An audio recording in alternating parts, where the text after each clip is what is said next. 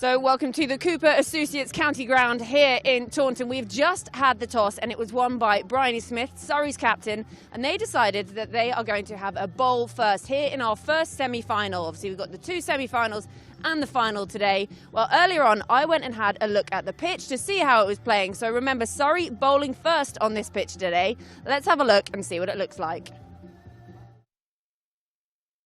The spirit of cricket is a really precious thing. The spirit of cricket. Does the spirit of cricket exist? It's about the spirit of the game. The spirit of cricket is a bit of a cliche, but actually it's important to what makes the game. What is it? This game we call cricket. Some say it's just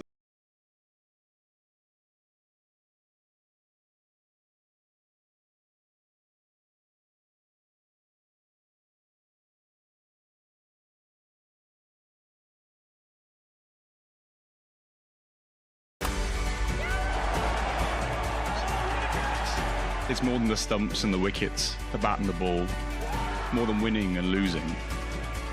What makes cricket cricket is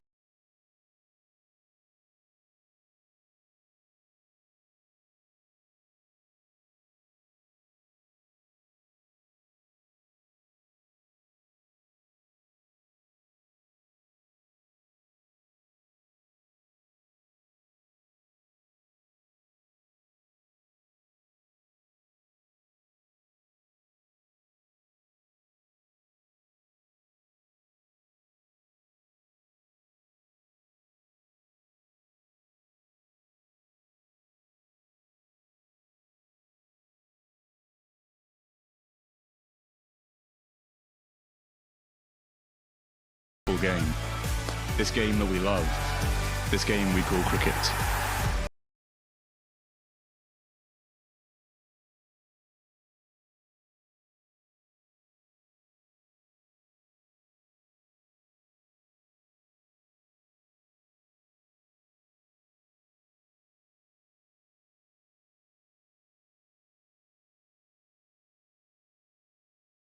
The pitch that's going to be played on today, and I was talking to the groundsman earlier and he's saying there's a little bit of a grass covering, and his idea is probably have a bowl first on this. It's going to have some really good bounce and carry, and actually I think it's going to flatten out as the day goes on. If you just come and have a look down here, you can see just a little bit of a grass covering on this, and actually it looks like a really good pitch. So there could be some really good runs out here today, but I would say go out, have a bowl first, and then as the day goes on it's going to flatten out. There's a little bit of weather around that we're going to try and, fingers crossed, do our sunshine dances, hope it doesn't come. But as the pitch goes, this looks like an absolute belter, so there's definitely runs out there on finals day.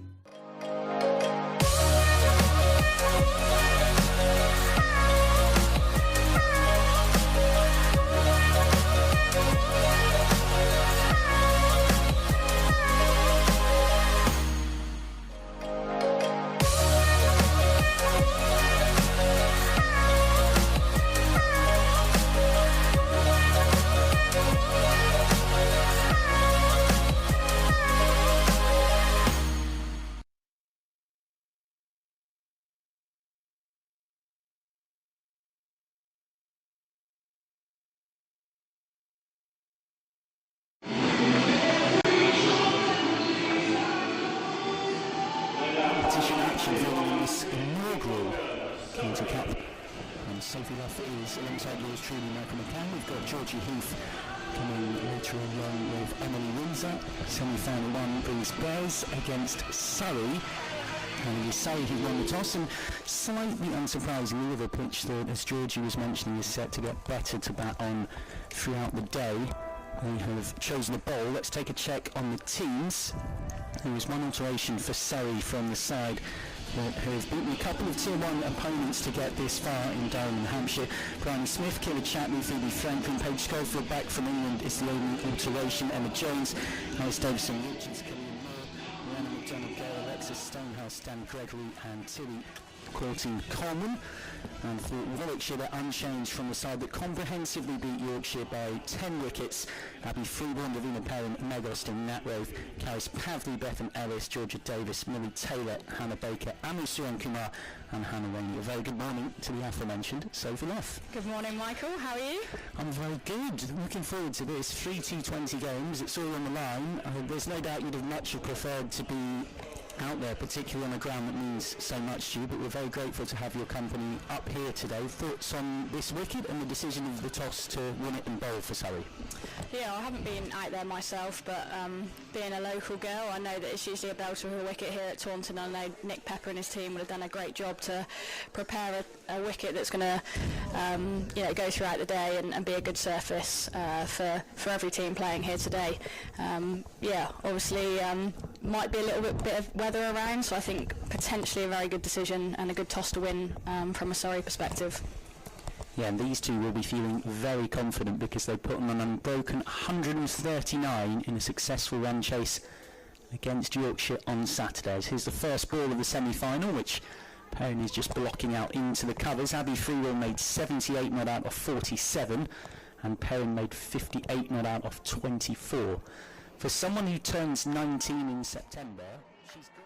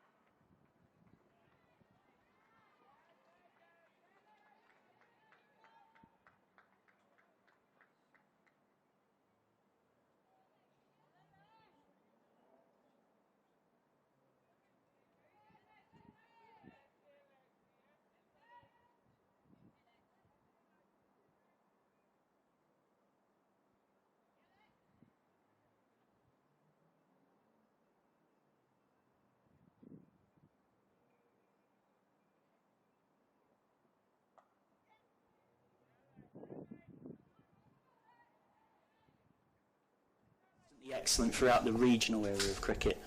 Abby Freeborn, as we transition into this new look structure, of course.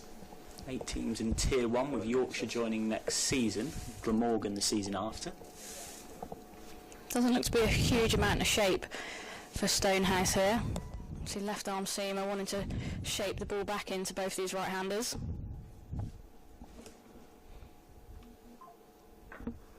Perrin just guiding out into the covers.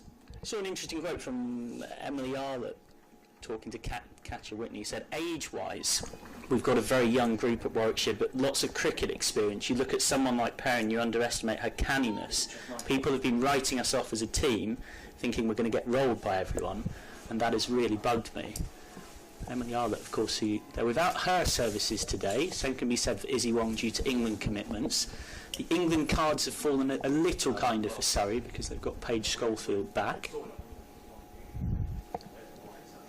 Oh, beautifully bowled from Stonehouse, shaping in and taking the top of Perrin's middle stump. That is an absolutely belting ball from one of the great young talents in English women's cricket. And Surrey win the toss choose to bowl and strike early. Perrin gone for just 4. Yeah, just as I was saying, there wasn't much shape from Stonehouse. She gets it on the money, and Perrin has to go. That's a big blow for the Bears, and a great start from Surrey and Stonehouse. She finishes her first over with a wicket, and she'll be pretty chuffed with her work there. Yeah, and as you'd said, Sophie, I haven't seen much movement up until this point, but that one really came back sharply. Yeah, Perrin just didn't get herself in a great position, to be honest. Stuck on the crease, not much footwork in against the left arm seamer, where there potentially is a little bit of shape. Was probably her undoing, and I do love Perrin's reactions when she gets dismissed. It's everyone's reaction, but she shows it so vividly, the disappointment. She usually knocks herself on her helmet and is disgusted with herself. It was quite tame from her then, to be fair. Yeah, she's similar when she's in the field. She's one of those kind of buzzy cricketers that when she's at point, if she even has the opportunity to back up, never mind get her hands on the ball, then you'll know about it. Electric is the word that comes to mind. Tasha Rafe joins Abby Freeborn out there, and Tilly Courtine-Coleman is on from our end of the ground, bowling from the Marcus Trescothick Pavilion behind her. Courtine-Coleman first up is swept, slightly dicey looking quick single, but it's good backing up from Rafe, who knew she had the danger end. Gets through for single, brings her on to strike. Tasha Rafe was one of a number of players for Warwickshire who didn't get the chance to bat or bowl because of the comprehensiveness of that win against Yorkshire on Saturday afternoon at Wheatwood.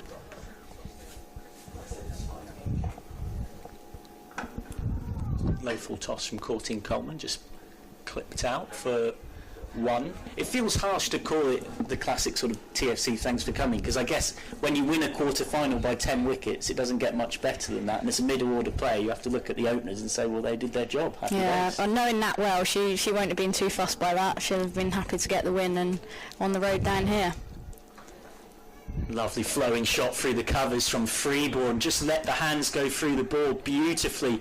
Abby Freeborn's first boundary. Yeah, really good by Freeborn there, over pitched by Courtine-Coleman, and Freeborn's got an interesting technique, hits the ball very square of the wicket, and you can see on that occasion where she just opened up her stance to access square of the wicket on the offside, and here at Taunton where you've got the square running across the middle of the pitch, it's going to race away.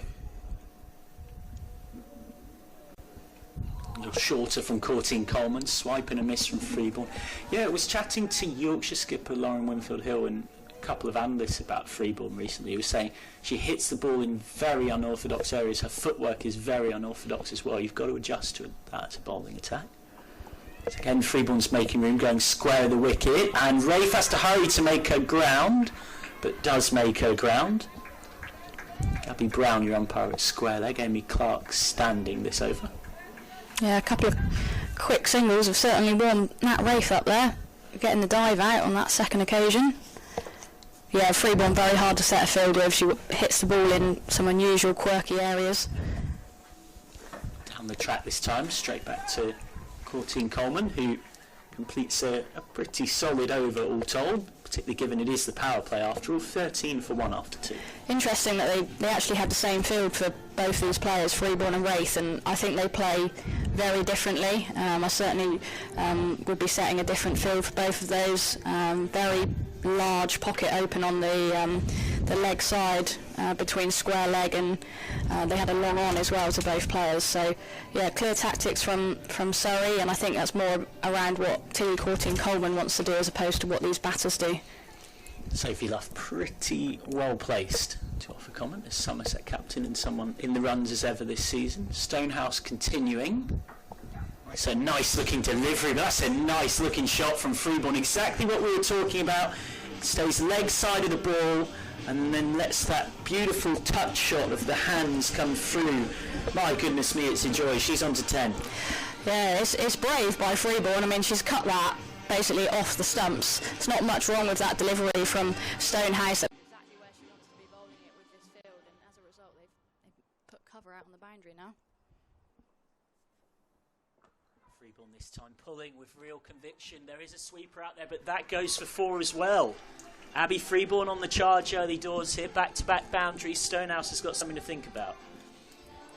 Yeah, I said that she was strong accessing square of the wicket, and she's pierced the gap on the offside, and then Stonehouse has got 2 straight on that occasion, and that's free pickings for Freeborn. Callia Moore with the dive out on the boundary, but was nowhere near that, to be honest. Stonehouse has got to have a think. She's got a lot of varieties in her locker. What does she go to?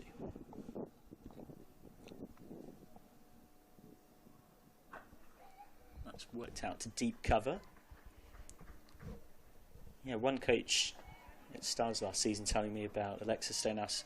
She's got an appropriate aggressive streak in her. Her bouncer is a good asset, but she almost has too many skills. She has every single ball under the sun. She wants to bowl bouncers, slow balls, yorkers, which is great. It's just knowing when to use what. She can go as far as she wants to.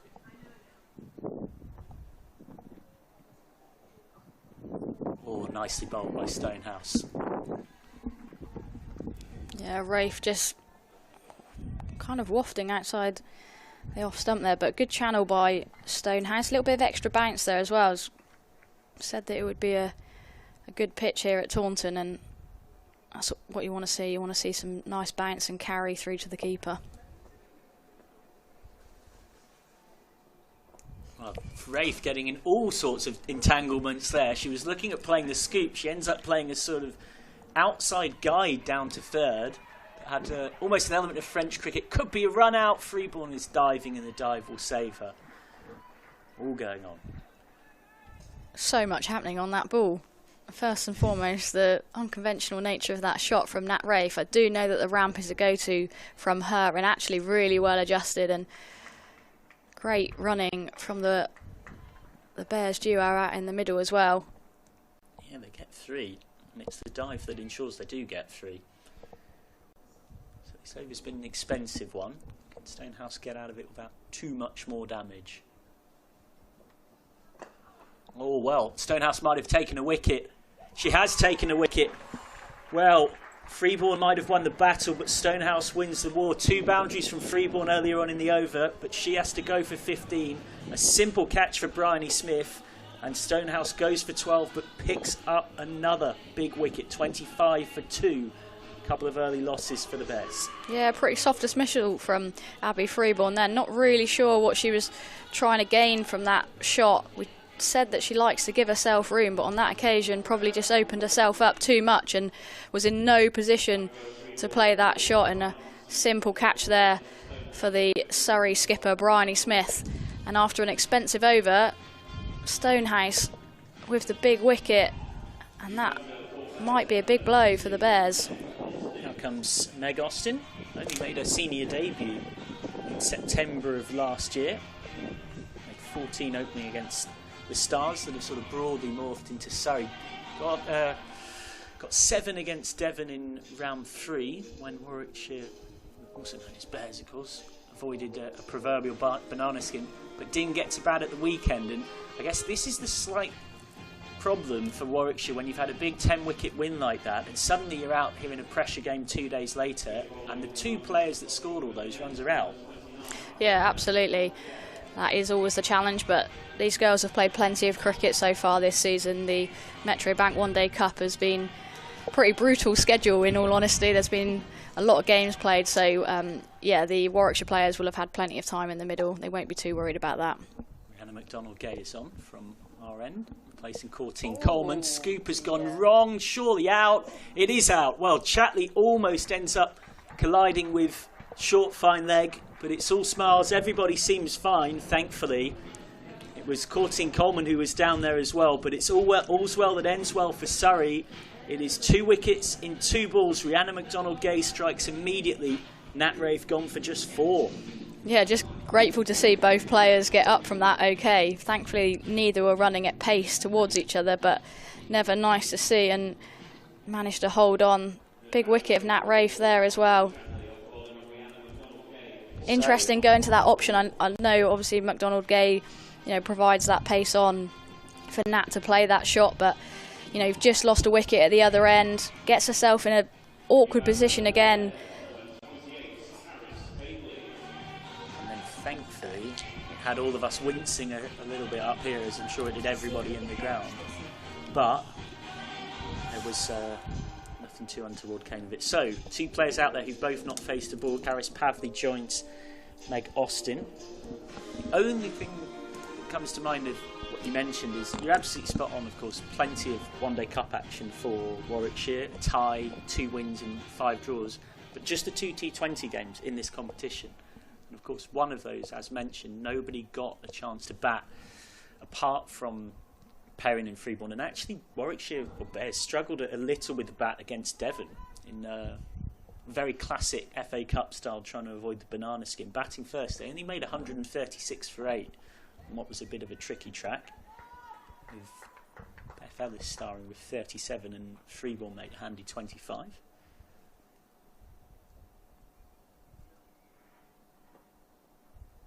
McDonald Gay just straying a little wide, getting some noticeable shape out, just starting it in the wrong place. Yeah, I did see Devon's chase at the halfway mark, and they looked to be on if they could do something special. I think they were going at 6s and they'd only lost a couple of wickets, but yeah, the Warwickshire experience paid in the end for them. A little too full from McDonald Gay, well driven through the covers for 1. Yeah, a proper cup upset was on it at one point, and what you couldn't see there, given her local associations, there was a wry smile there on the face of Sophie Love, hoping we might be about to see it. They were actually 45 for none in the 6th over, and then really slowed down. They finished on 98 for 4. But big shout out to Elle Goldsworthy. That's a name to keep an eye on for the future. Batted through the innings and made 51 not out, playing for a Tier 3 side against a Tier 1 team. That's what this competition's all about. Shorter, too short, and helped round the corner gleefully by Austin, who hits her first ball for 4. There's nothing like that to make you feel confident on finals day. Yeah, we talked about the Warwickshire batters had not had much game time, but that's a shot of someone who means business today. It's a great start from Meg Austin, and McDonald Gay just struggling to find her line and length here. First few balls, appreciate there's a left and right hander in, but that's a bit of a freebie for Austin. Yeah, and of all the players you don't want to give that freebie to, she's someone who hasn't really been in the runs early doors, but that's the kind of shot that you can build an innings off. And that's down leg, so McDonald Gay will have to re-bowl that one. Meg Austin with just the 8 runs in 2 innings in the Metrobank One Day Cup, and then she made 7 in that game at Devon. So before that shot, across 3 innings this season, had 19 runs, an average of just over 6. Still bursting her way through. Has been banging the door down in the academy in the second team at what previously was Sparks. Has very much earned her chance at this level.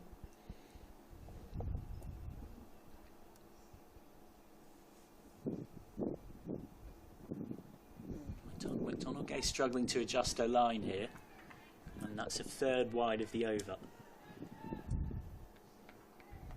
Just a little bit of thinking to do for Anna McDonald Gay. Yeah, noticeable shape, but it's just the starting line is wayward. Chatley had to do some work there. Sun's coming out, Michael. Yeah, well, all this chat pre first ball about the weather. For now, we're all good. That's a better ball from McDonald Gay, and it earns her a dot. She's still got 2 balls to complete of this over. Anna McDonald Gay, whose excellent summer last time around, caught then England captain Heather Knight's attention. He described her as being brilliant, really impressive, and of course that led to an England call-up. Played a couple of ODIs in Belfast and a T20I in Dublin for England last September. That's turned away. They are going to run here and they'll scamper through. Signalled as a leg by. One of those players who, particularly with this new regime, of course, will be looking to make her case with good performances on days like this.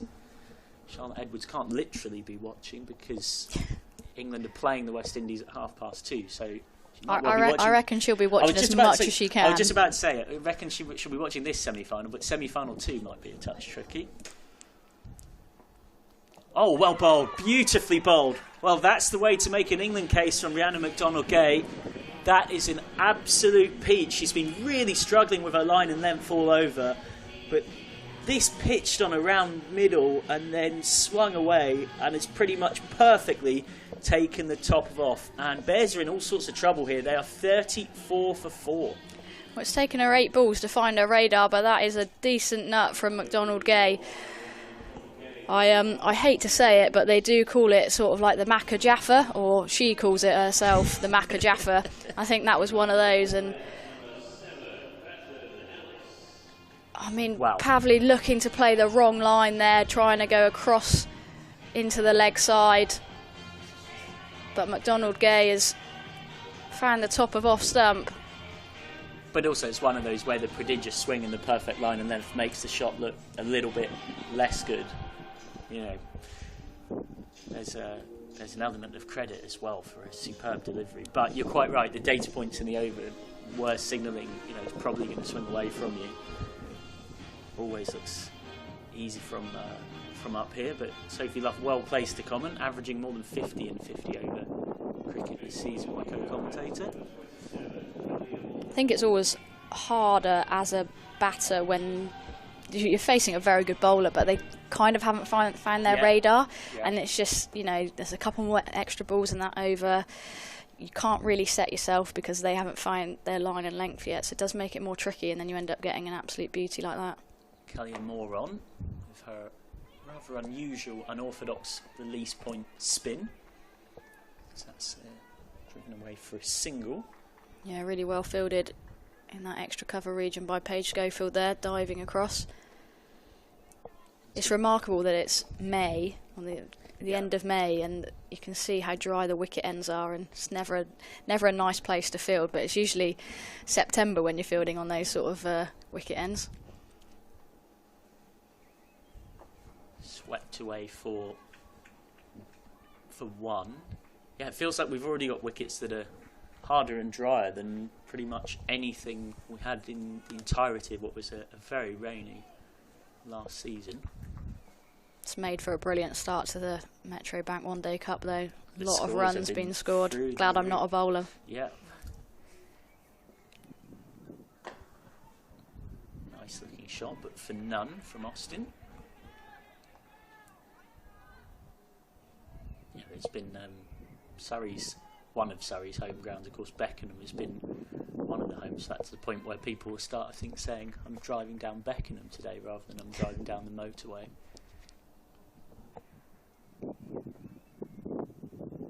They do want a quick single this time, and they will get it. Good hard running between this pair. That's important as the bigger shots. That's really, really well run there from Meg Austin. You've got the extra cover sitting on the ring there, and she's played that with soft hands, and yeah, good option to keep rotating the strike as you're building this partnership, which is an important one for the Bears. Be another single. Speaking of Beckenham, of course, Bears did go and win there, won by 3 wickets with 21 balls to spare in the One Day Cup on the 4th of May.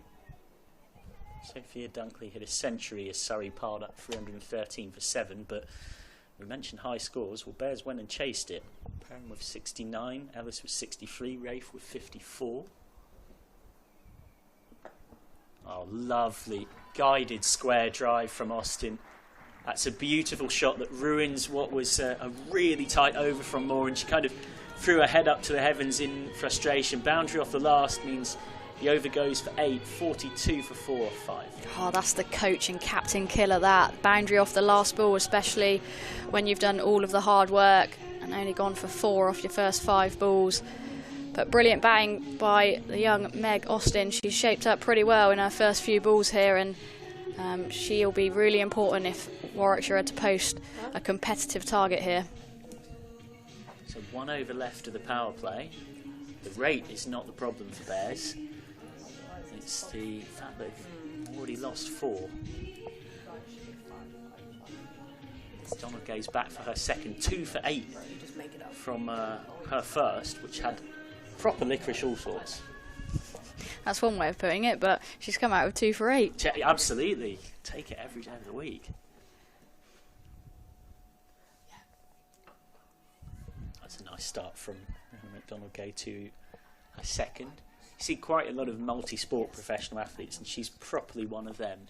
In her own words, I'm so sporty, I've even played some rogue ones like korfball, but eventually settled on a combination of cricket and hockey, played England age group hockey, and then has since narrowed that further down to focus on our game.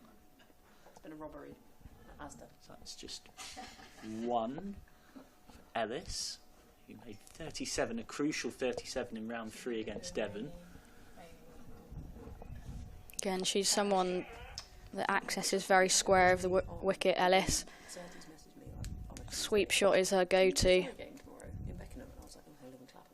That's probably why Surrey have got a split field here with deep cover, deep square leg on the boundary in this power play. Sounded good off the bat, and it's a great shot from Austin. Save your legs for that. So 4 for Austin, who, having not really been in the run so far this season, is looking in better nick here. Yeah, I haven't seen a lot of her sort of in person, but looks to be shaping up really well, and I think it shows how good a wicket this surface here is in Taunton. You can really trust your hands, put them through the ball, and she's pierced that extra cover region beautifully there. We get along really well as a bunch, so it's nice. It makes such a difference. And like Cameron's really near me, so I just drive. I just give him a lift. Let's come off the inside edge. Well bowled by McDonald Gay, getting a bit of shape back in. Yeah. Been really impressed so far with Bears running between the wickets. They've taken every sort of single opportunity, running to that short third, short fine positions, which is crucial in T20 cricket. Their run rate so far is pretty good, but 4 wickets lost in this power play could prove crucial. Nice shapes again from McDonald Gay. That's a play and a miss from Bethan Ellis. Ellis, who's proper local to that region, got a Masters in Sports Science from Birmingham Uni, born in Leamington Spa, and has established herself at the back end of the regional era as a key player for Sparks. Has carried that on to time with the Bears. Beautifully bowled again by McDonald Gay. Finishes second over with back-to-back dots. 48 for 4 off 6. Bears going at exactly 8 and over after a few more thoughts from Sophie Love. She'll be joined by Georgie Heath. Yeah, in terms of the run rate, Bears will be happy, but 4 big wickets in that column for Surrey. So it's all been happening here in the power play. The sun is still out here in Taunton, and we're going to go back to spin and back to Tilly Courtine Coleman from the river end here. It's all been go here, hasn't it, Luffy, this morning? It has. Can't be having any of your bank holiday Monday lie-ins. You'll be missing all the action. So it has been, yeah, been quite some start this for Surrey. They'll be pleased with this. 4 early wickets down. Austin's still out there, though. We round the wicket here, and it's nicely played off the back foot. I think she's key to this at the moment, isn't it? She's got to anchor this and just try and push on from here. They're already 6 overs in, 48 on the board, so the run rate is fine. It's just the wickets.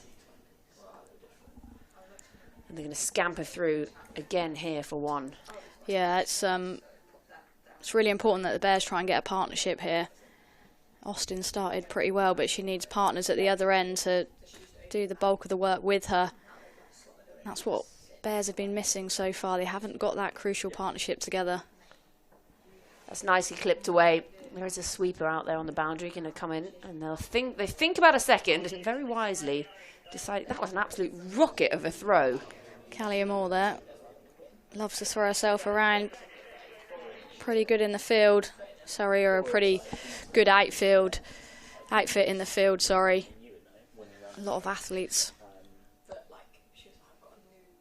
bit of extra flight this time. Goes aerial, and that's massive. Has she got a full hold of it? Not quite. 1 bounce for, but a little bit of extra aggression from Austin, and the flames are on.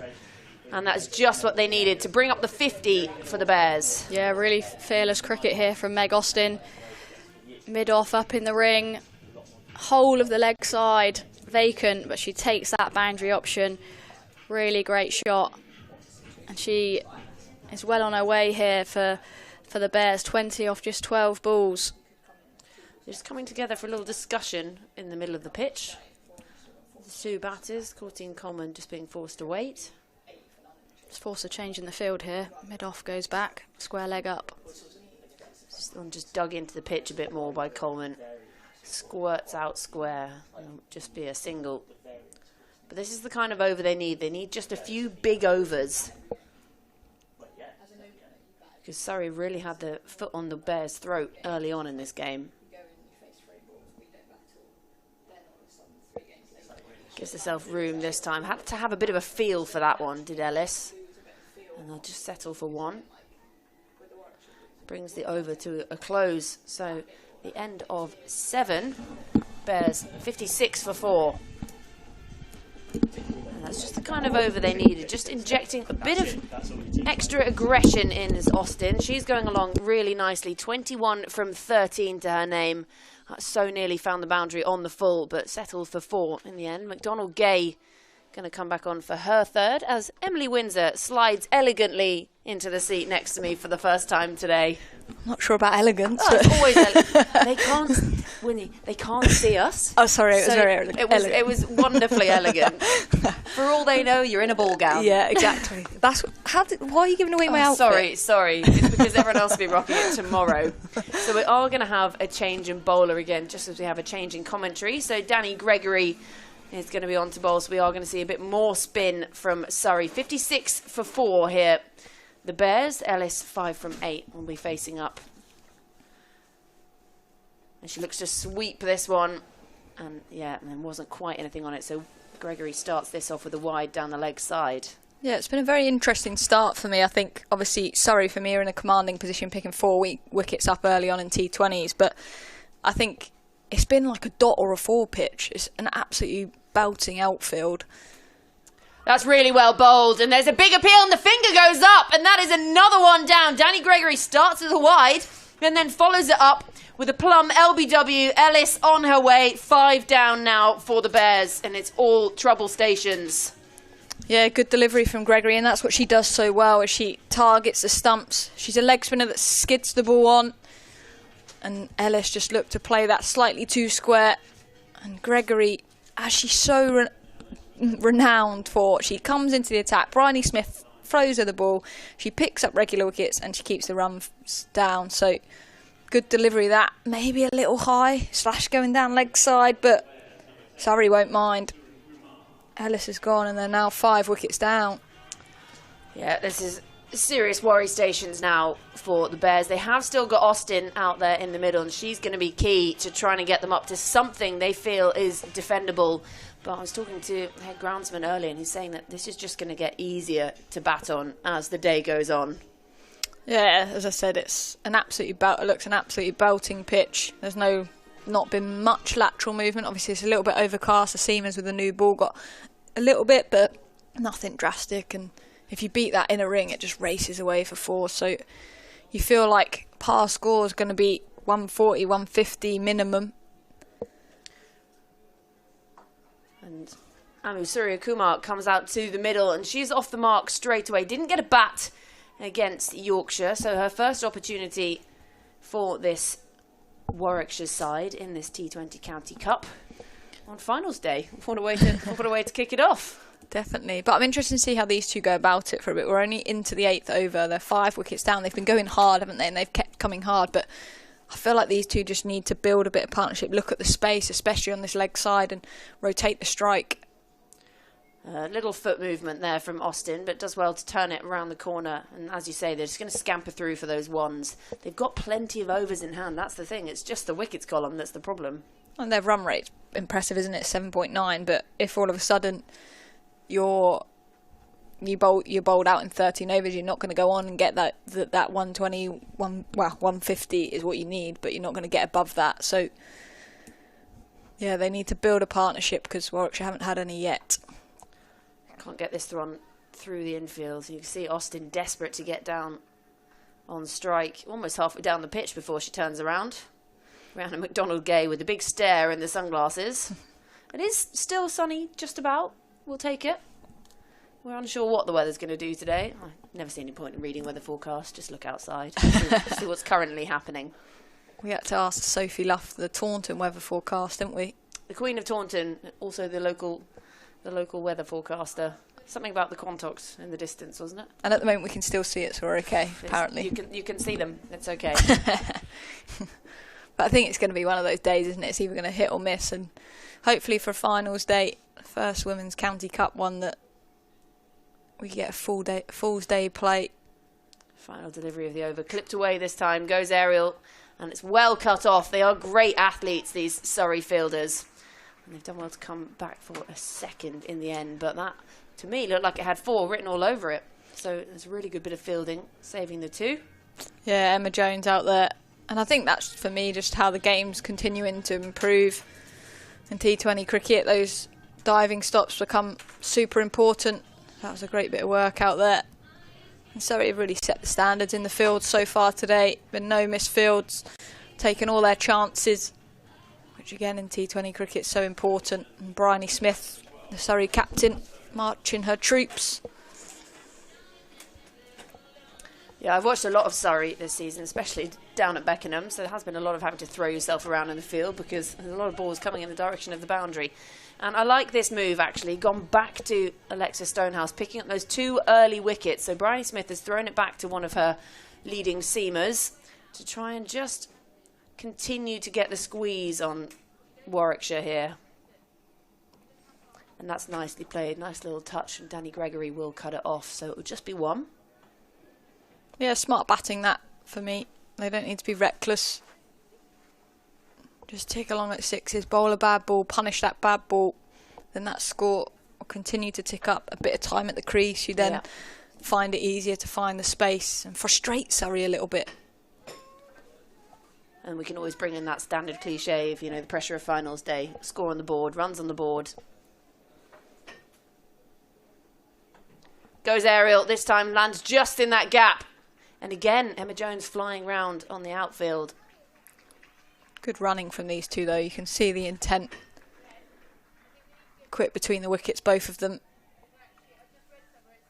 But Meg Austin's been highly impressive for me. I think, obviously, coming into the side, it's not had much game time prior to this in terms of first-team cricket, but I've seen her previously when I played for some Vipers in some second-team cricket, and she's always gone hard at the ball and looks a real classy player. She's on strike here, and she does have a bit of a waft at that one and managed not to find the edge.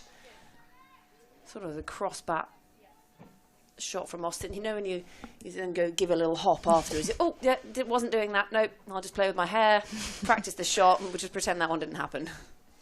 Yeah, I think as well, I see this a lot in younger cricketers. I think they can not get flustered easy, but they're so hard on themselves. They make one mistake and you let them know. This time goes aerial, and that's going straight down the throat of the fielder. Not going to drop that one. 6 down now, and that is the big wicket. Austin, she had a waft at the previous delivery, maybe a little flustered, and Alice Davidson-Richards, a very safe pair of hands, gives it the big celebration.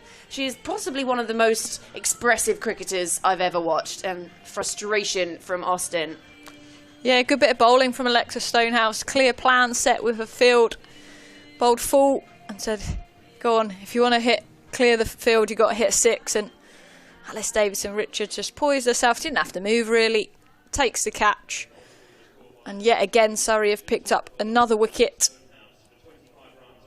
And Surrey are in such a commanding position here, down here at Taunton. 65 for 6 now.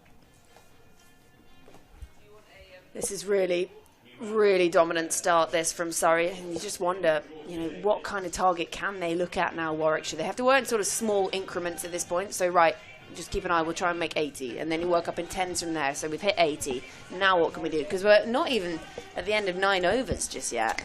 Yeah, a bit of experience, though, coming to the crease now. Georgia Davis, the captain of Warwickshire, she's played some good innings in 50-over cricket, she scored 50s at the back end, so for me, she's got to play a senior role here, a captain's role,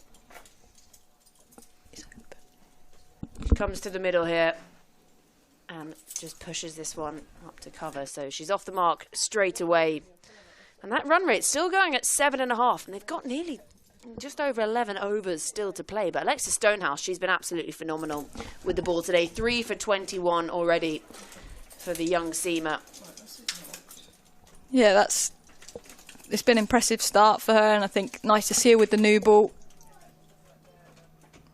for Surrey. Has a big swing at this one. Does Suren Kumar, keeps it down and comes through for one.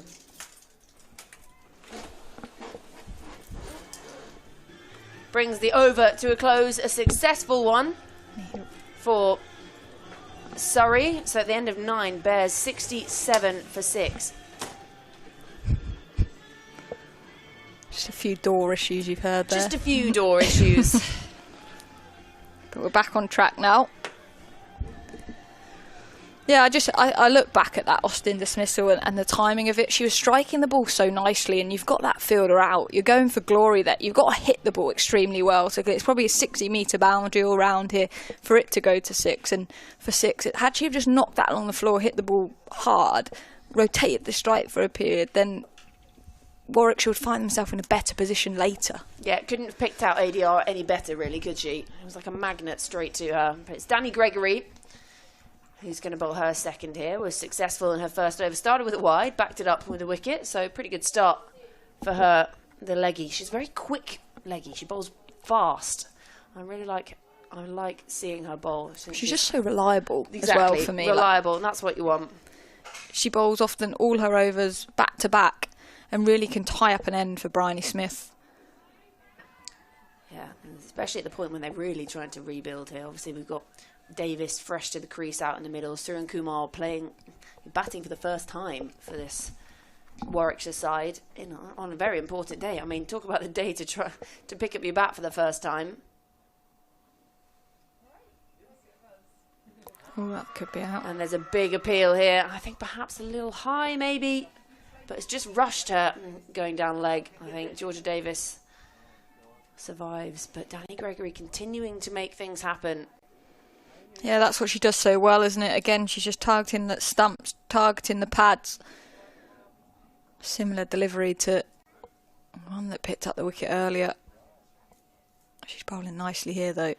Really nicely. This time just straying down the leg side. Davis looking to try and pull that one away, but there are 2 fielders out there as well. It's 60-metre boundary that way, over towards the player dugouts, and 55 the other, so not a lot in it. Yeah, it's good to see decent-sized boundaries. I think previously in the women's game, everyone brings them in. This time just slightly miscued, and they think about coming back for a second. They're going to have to be quick. Take on the armour, Paige Schofield.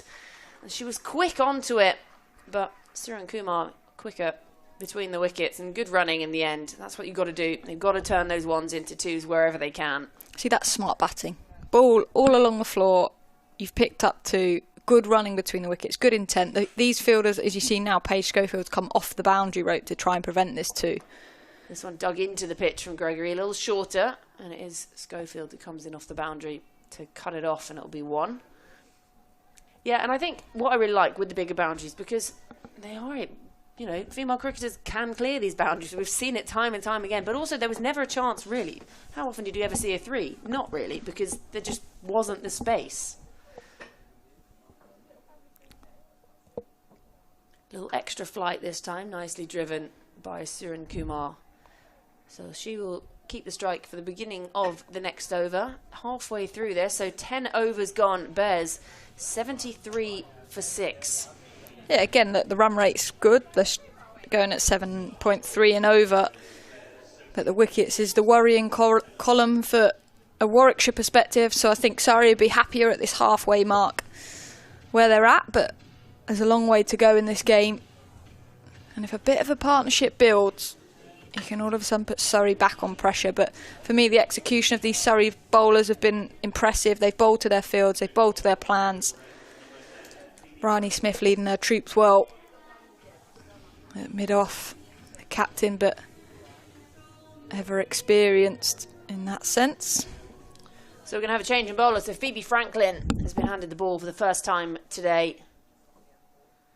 A bit of pace. Goes a little shorter this time, and nicely played on the up by Surin Kumar. Yeah, and I think I like this field as well from Bryony Smith. She's got the 3 fielders out on the leg side. No mid-wicket in to keep the one, but it allows her to have 2 people behind the bat, stopping the boundary option. And she knows Warwickshire are coming hard at her. They want boundaries, but Bryony Smith's making that ever harder. This time just straying down that leg side is Phoebe Franklin. Making them take that extra risk to find the boundaries, which at the moment Warwickshire have been willing to take. So smart field this. Surrey are a fantastic fielding unit, to be honest. They've got a lot of very good fielders out there. I also think Bryony Smith is just a great captain. She's led this side really well. That's fallen just short of Danny Gregory. One of the most difficult one of those. And that's going to race for 4. You just can't quite decide in that split second if you're going to dive forward and risk having to visit the orthodontist, or if you're going to drop back a little and wait for the bounce. And she sort of got stuck in 2 minds. Yeah, it was a half volley in front of her, but really should have been stopped by Danny Gregory. But a welcome boundary from a Warwickshire point of view. Just a bit of width here from Phoebe Franklin. And Davis, the Warwickshire captain, happy to throw her hands at that one. She's on 8 off 6. This time, well stopped. Yeah, I think Bryony Smith is one of the best captains around. She's just got such a good cricket brain, and she's led this leading the Surrey side so well. Was obviously in charge at South East Stars, and she's just one of those players that you know the team will do anything for. You know, you get some of those captains sometimes you just really want to get around them. Fuller this time, slightly loopier from Franklin. I actually wound her up so at Freya Davies' wedding, Bryony was there, and I said to her, I was like, mate, if you don't win some trophies this year with the team and the squad you have, I was like, your job's on the line. And she was like, yeah, it definitely is, just as a joke. And that'll just be 1 to add to the total. Still one to come in this over. I love the idea that you're at a wedding. There's sort of this first dance going on, and you're just nudging Bryony Smith around the corner. You don't win anything. Your job's on the line. And she's like, okay, all right, we're just watching our mate get married. Okay, let me be precise. We were in an Airbnb together. It wasn't actually at the wedding. During the vows.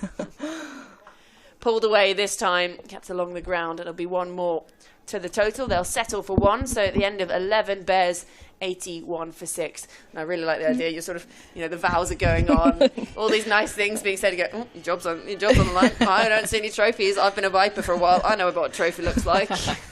No, I just think for me, there's what I tried to highlight to her there, and it's how strong this Surrey squad is. Oh yeah, they've got the depth across the board. I don't know how many they've got in their squad as well. I think it's about 30, but their depth is there and the quality of players. So seeing them at finals day here, it's no surprise, is it?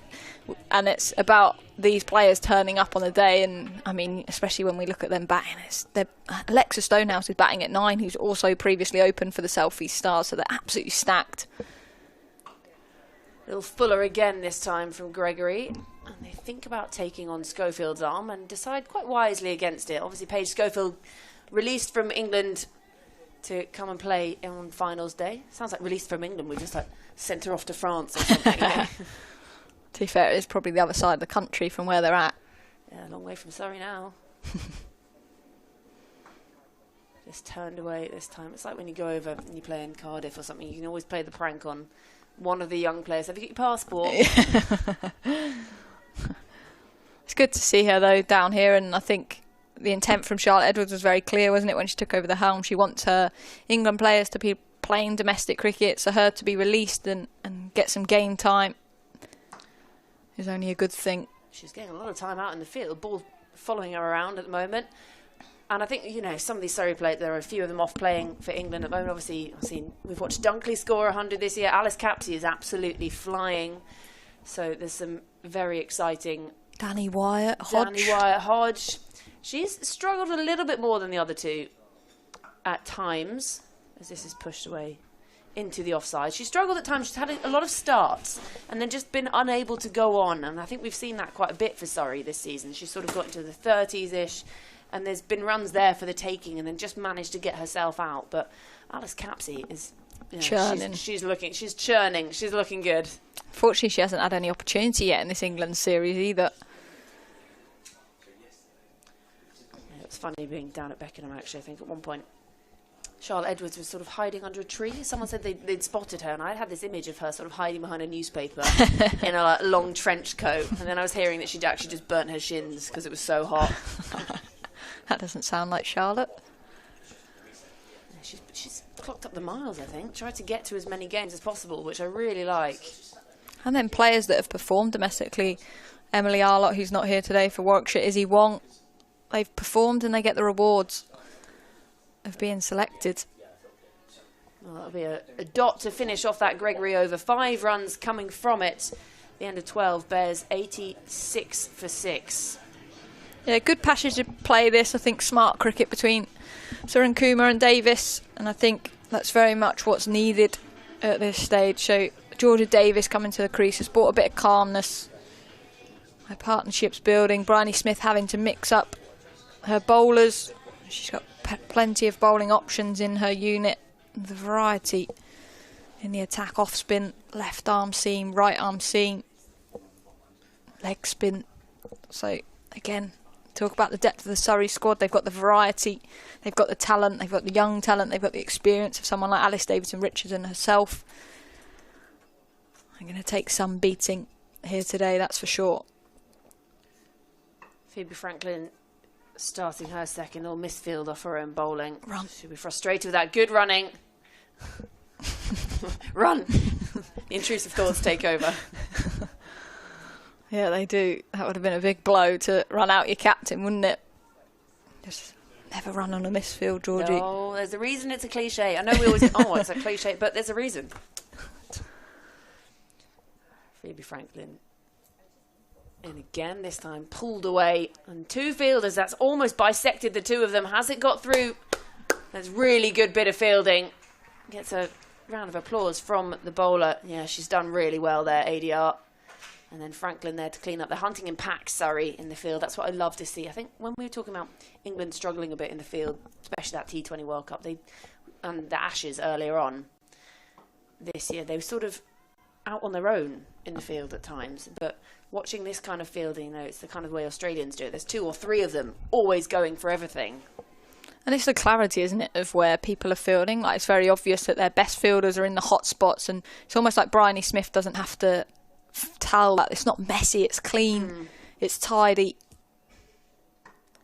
Driven again, just going to be the 1. So just keeping them quiet enough here, but they will look to try and break this partnership because these 2 are just building it nicely. Captain run a ball 14, Surrey Kumar at the other end, 13 from 14. So the run rate is still up there. They're just rotating strike really nicely. It's not down to one person. They're working really well as a partnership. Yeah, and it's just looking what's to come for Warwickshire after this. You've got Millie Taylor, who I previously know, who was at the Sun Vipers Academy previously, Hannah Baker and Rainey. So these two need to bat a period of time. That's top edge this time. It's going to fall just short of Danny Gregory. They scamper through again for 1 more. So it adds another to the total. 7 runs coming from that over. So at the end of 13, score 93 for 6. Yeah, these 2 just doing exactly what has been asked of them. They came together, score 65 on the board. So really building nicely. Yeah, I'm excited to see Rihanna McDonald Gay come back into the attack. She's young and exciting, that's for sure. Her first 2 overs went for just 14, picked up 2 wickets. And she got it right. She just hit those stumps. She's opting as well for this 3 fielders out on the leg side, deep cover. No one in the mid-wicket position. Slow ball to start things off. I like this. She's got the variations. These young players these days, these youngsters, they've got a bit of everything already, and I love that they've got that in their armoury to just develop as they continue to grow. Obviously, she was part of that original Under-19 World Cup side. Alexa Stonehouse as well at the other end. We've seen Davina Perrin. So making us all feel very old. Well, this has gone up very high. It's going to come down, land safe, just short of Schofield coming in off the boundary at long on. That's a proper pitching wedge, that, isn't it? Just onto the green near the flag. And luckily, to be honest, it was, because Paige Schofield, one of the better fielders in English cricket, is just waiting at a very wide long on, actually. So straight is a target with Bryony Smith at mid-off in the ring. Yeah, it's angled in at the pads. It's nice delivery, this, from McDonald Gay. They've done well to come through for one. The running's been really good between these two. Yeah, and to be honest, I've liked the intent that Warwickshire have come out at and come at Surrey. Obviously, they lost wickets at regular intervals, but it has got them up. We're into the 14th over and they're nearly at 100. So from a Surrey perspective, if they pick up 1 or 2 more wickets, they're going to restrict. If these two bat for a period, then all of a sudden Warwickshire could get themselves up to a pretty healthy total and runs on the board in the semi-final. I love a healthy tofu as well. So you never know. Do you know what? I don't like tofu. No, it's weird. It's rubbery. No, but that's not what I was trying to say. But I do know what you're trying to say. Well, it feels like just a moment ago we were saying, just sort of eye up 80 and then eye up 90, work in those small increments. Got themselves to 95 and they've still got plenty of overs in hand. A really good partnership been built here. They've got the foundations to push on now. Full toss from McDonald Gay. She sort of waves an arm in a sort of half appeal.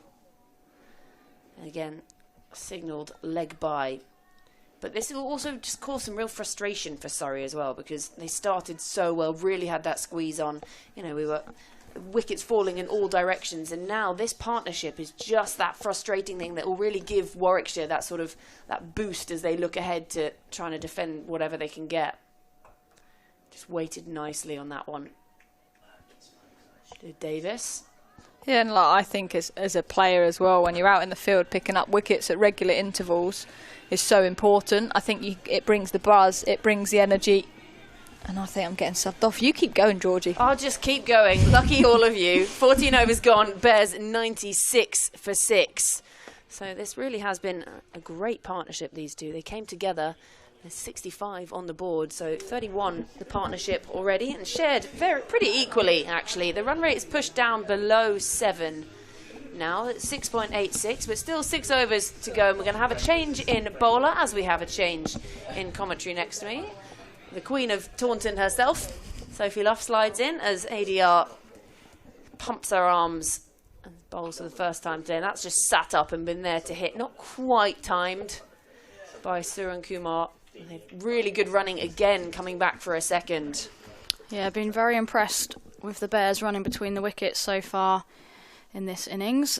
They've scampered a lot of singles and they've really pushed the boundary sweepers hard when they've had the opportunity to do so. Obviously, Alice Davison-Richards, another one been brought back into an England squad, so she'll be part of the ODIs when they come around. And that's just sort of floating. That really just dropped at the last minute. That's quite well dug out in the end by Surrey Kumar. Yeah, very canny, very skillful bowler. Davison-Richards got a lot in her armoury. She'll look to change pace, potentially use the bouncer as well, which she's got in her locker.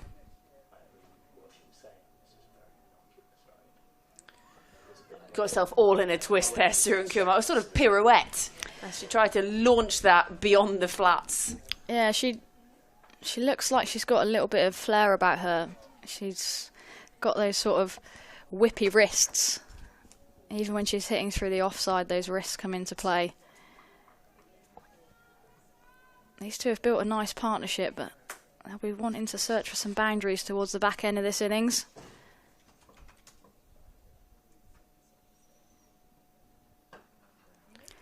That was going to hurt if ADR got a hand to that, and that's a great looking stroke. Just as you said, needed boundary. She's given that the absolute full bean, smacked across the ground, and brings up the 100 for Bears, 102 for 6 inside the 15th over. Yeah, really good option there. Look at that, using the depth of her crease to create the length. Hits through the line of the ball and you don't need to run for that one. Yeah, Alice Davison-Richards stuck out her left hand, but that was a knuckle buster. This time clipped away leg side. Maybe one more to the total. I've been really impressed by the way Surrey Kumar's gone about her business day. Not been flustered at all by the day and the experience. Didn't get to bat in their game that she played in the last one when she got her cap. And today she's just come out and looked like an absolute old hat, like she's been out there for years. Yeah, she looks a very good player.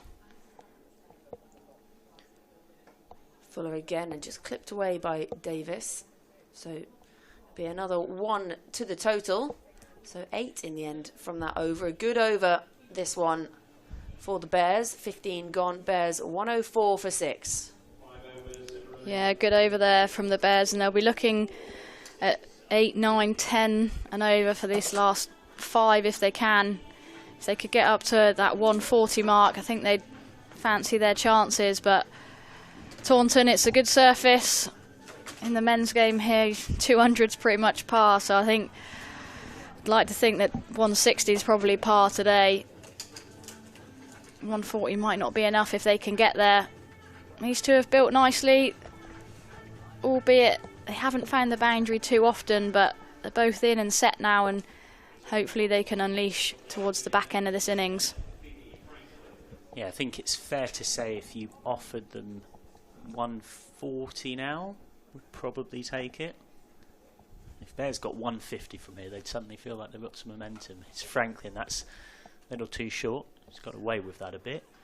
Up to the sweeper at deep mid-wicket. Yeah, it's about the options of the gears that these two can go through. I mean, Georgia Davis has already showed what she could do with the bat this season, albeit in a very different context, and you yourself would know she got about a half century to hold Somerset up a little bit from number 10 in a losing cause. So Kumar got herself in a slightly awkward position there. Yeah, she hit a pretty clean ball on that day, Georgia Davis. It was a slightly small boundary one side, but she found it on the full on a couple of occasions. And yeah, I think she batted at 10 that game. Certainly and did. Got a half century. Made you just a little bit nervous, albeit came through relatively comfortably. Yeah, stopped us getting the bonus point as well, so she did her job for her team. Every little helps. Who knows how crucial that could be at the end of the season when it comes to that particular competition. Just changing the field here. They've got a deep extra cover now. That's a nice looking drive from Surrey Kumar, for which she won't get any reward. It's played a solid steadying hand. Now has to try and find the extra gears. It's been a promising academy product for a number of years. Was in the Sunrisers Academy for 3 seasons. And while she was still 16, made her debut in the Rachel Hayhoe Flint Trophy against the Vipers and picked up a couple of wickets, scored some runs. She'll get runs here. She'll get one of them. Well fielded out there. Franklin's got to be very deliberate about where she bowls here with this deep set onside field, and only deep cover as protection on the offside. Yeah, I think Surrey Kumar's has been doing exams and A-levels potentially. That's why we probably haven't seen her as much in a Bears shirt as what we'd have thought. That's a great shot down the ground. Big chase needed by Schofield. Comes round and keeps it to 1. Yeah, deceivingly, that looked like she got all of that, Georgia Davis. But the way, I'm so relieved you said the way same that thing. the ball came towards us at this Marcus Droscothic Pavilion sort of just plugged, and she didn't get any of it in the end. Yeah, there was a couple of spectators in front of us who also put their hands out when it came off the bat as if they were expecting to be about to try and catch it, so we weren't the only ones. Makes room this time. Straight out to deep extra, so really good over from Phoebe Franklin. Concedes just 4, 108 for 6 after 16, so just 4 left for Bears to go and grab what they can.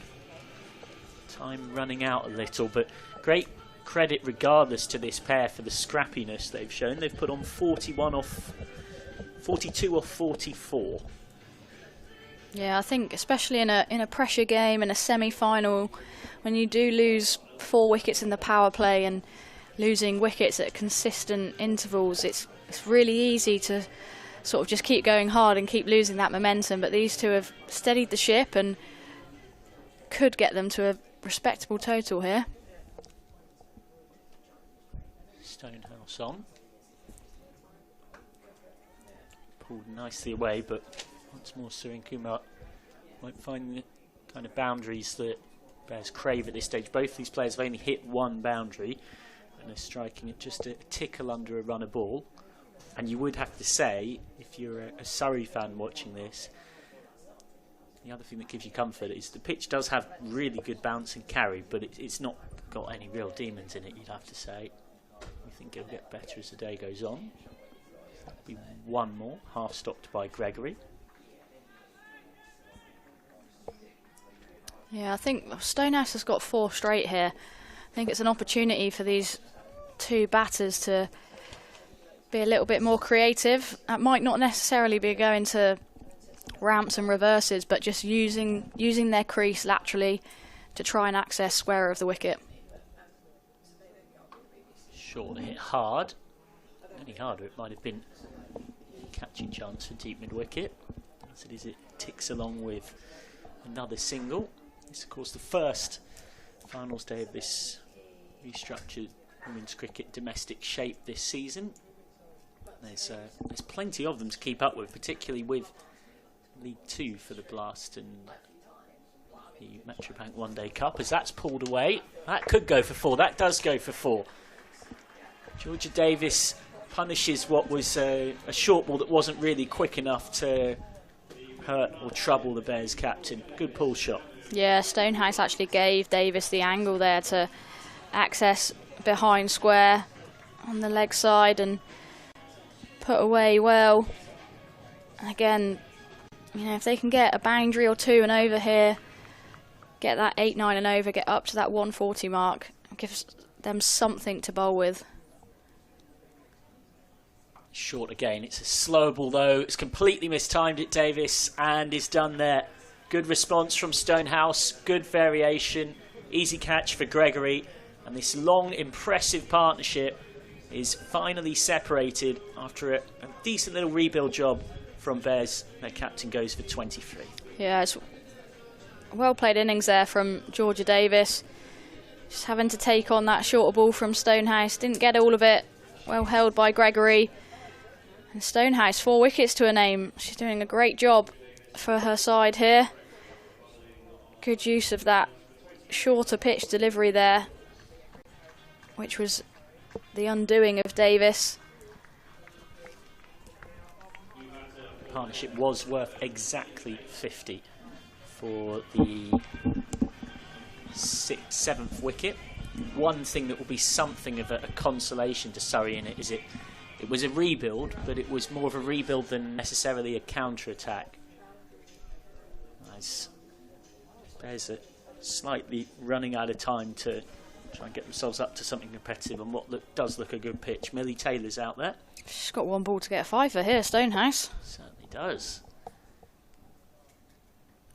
It's a decent delivery, but it won't pick her up a Michelle, so Stonehouse has to settle, and I'm sure she would have more than settled for it when she was going to bed last night dreaming of a good finals day, starting finals day with 4 for 29 off 4. Certainly building quite a case for herself, young Alexa Stonehouse, in terms of further recognition at England level as well as at domestic level. 115 for 7 then, and with 3 overs left, you'd say a lot of the onus falls onto Surrey Kumar here as the set batter. Yeah, absolutely. Surrey Kumar striking it less than a runner ball, but if she can find the boundary a couple of times, she'll soon bring that strike rate up to over 100. And as much as she probably needs to bat these 3 overs, she's definitely the mainstay for Bears to get up to a decent total here.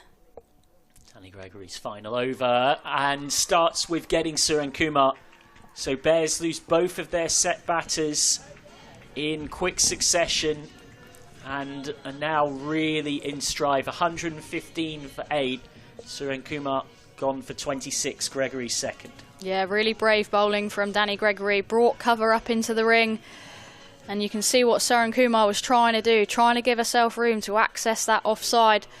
But the bowler gets the better of her on that occasion. And again, great glove work from Kira Chatley behind the stumps. Yeah, he was just trying to make a I ended up making a lot of room, Surrey and Kumar, and found herself in a slightly awkward position. Clever bowling from Gregory. You'd expect nothing less than someone who's known for having a very sort of coach-orientated brain. She was the youngest qualified level 2 coach in all of England. Did her level 2 when she was just 18 years old. Sort of runs in the family, cricket coaching, and Danny Gregory. Applies that when she's bowling a spin as well. This is nudged away for 1. Yeah, and with just 2 wickets left now, this kind of strikes me as a territory where Warwickshire will be wanting to bat out their overs. Yeah. These two will try and manipulate as much as possible, but it means that they won't be playing too many big shots, I don't think. Yeah, Warwickshire realistically now probably firstly looking at seeing if they can grab a runner ball, themselves past the 130 mark. So that's away for 1. Hannah Baker joining Millie Taylor as they try and get what they can. I mentioned Gregory's background. She actually did a placement on the coaching staff with the Surrey men's team as well, and she's done a master's in performance analysis, so expect to see her in a dugout once she's no longer playing. That's 1. If it was picked up quickly or cleanly first time around, it could have been a run out. As it is, they'll get just 1. Did a really good interview with 22 yards as well, Danny Gregory. That's well worth a look about her journey in coaching and cricket. She's having a very good County Cup, and she's continued that here. She's got 2 balls left of her spell. Gives that one some flight. You don't see that too often from Gregory. She's far more skiddy and into the pitch usually. 2 for 26 off 3 against Hampshire, and 1 for 16 off 4 against Durham. Both of those in pretty high scoring games, which makes those figures seem even better.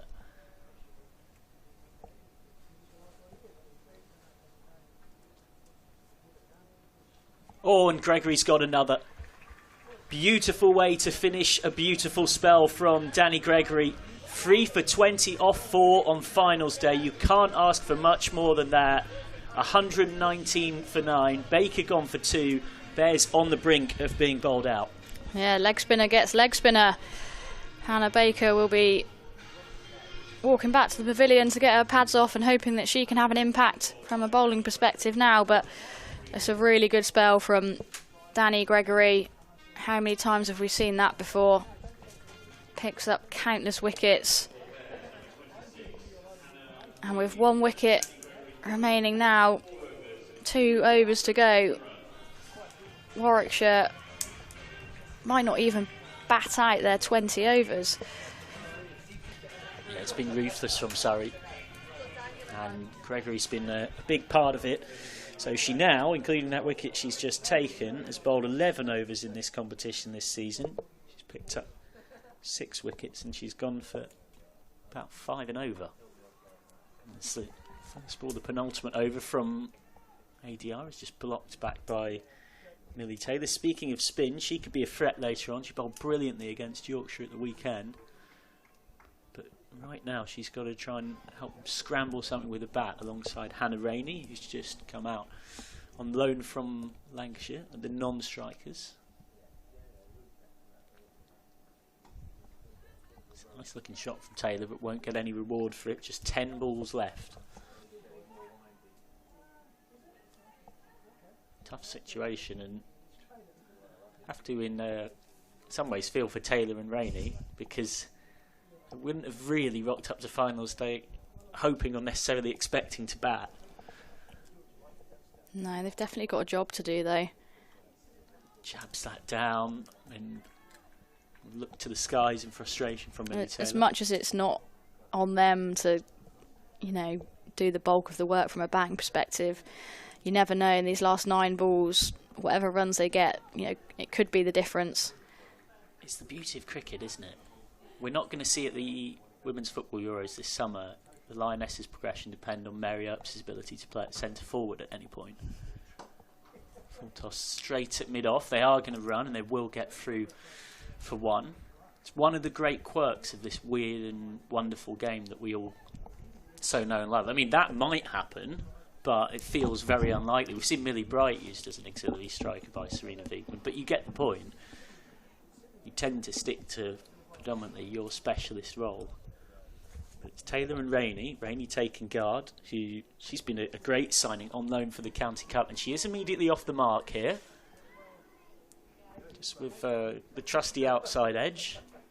And scampers back for 2. Hannah Rainey, who spent pretty much all of last season injured. Played through the recent World Cup qualifiers for Scotland. Still with something of an injury issue, and is now back and pretty much 100% fit. Someone who's had a long road to getting the chance to play meaningful top-tier cricket. Good contact on that one from Rainey. He'll pick up a single. She'll keep the strike then. Good over from Davison Richards. 4 off it, 123 for 4. Yeah, a couple of good strikes from Rainey. I'll be wanting to get a couple of boundaries away though now. That 140 is looking a long way off. I mean, 130 is looking a fair distance off now with 1 over to go. What can this pair get their team to? Yeah, and I guess the concerning thing as well, if you're Bears, is there has been a little bit of swing for the new ball for a short period of time. There's been a little bit of bounce and carry, but the pitch does not particularly look like there's many demons in it. Yeah, and look, Warwickshire without their 3 strike bowlers in George, Wong and Arlott as well, so their seam attack doesn't look as strong as it usually does. I think they'll go down the spin route quite early on. McDonald Gay to finish off. Just loses their line there. 2 for 15 off 3 so far for Rihanna McDonald Gay before that ball.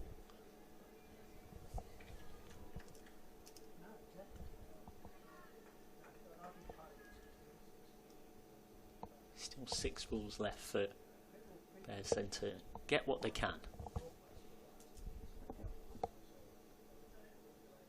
A little shorter. Rainey can't make contact.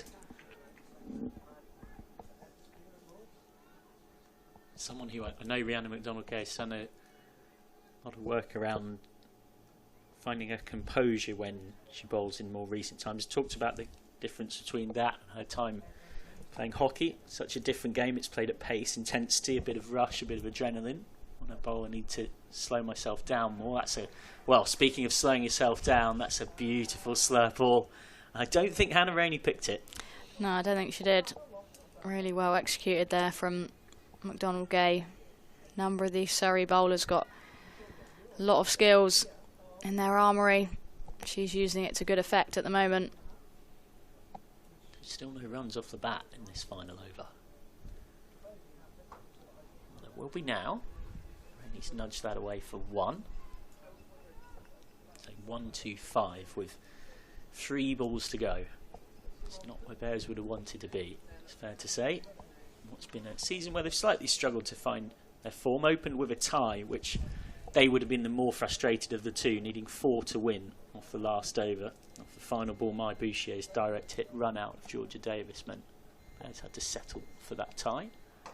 Down the ground, that sounded good off the bat. But it still won't be the boundary Bears crave. Rainey slides her bat in nicely to get back for 2. Yeah, good strike there by Millie Taylor. Good running as well again from this pair. I think Surrey will be looking at how well the Bears have run between the wickets and feel that they can do a similar job.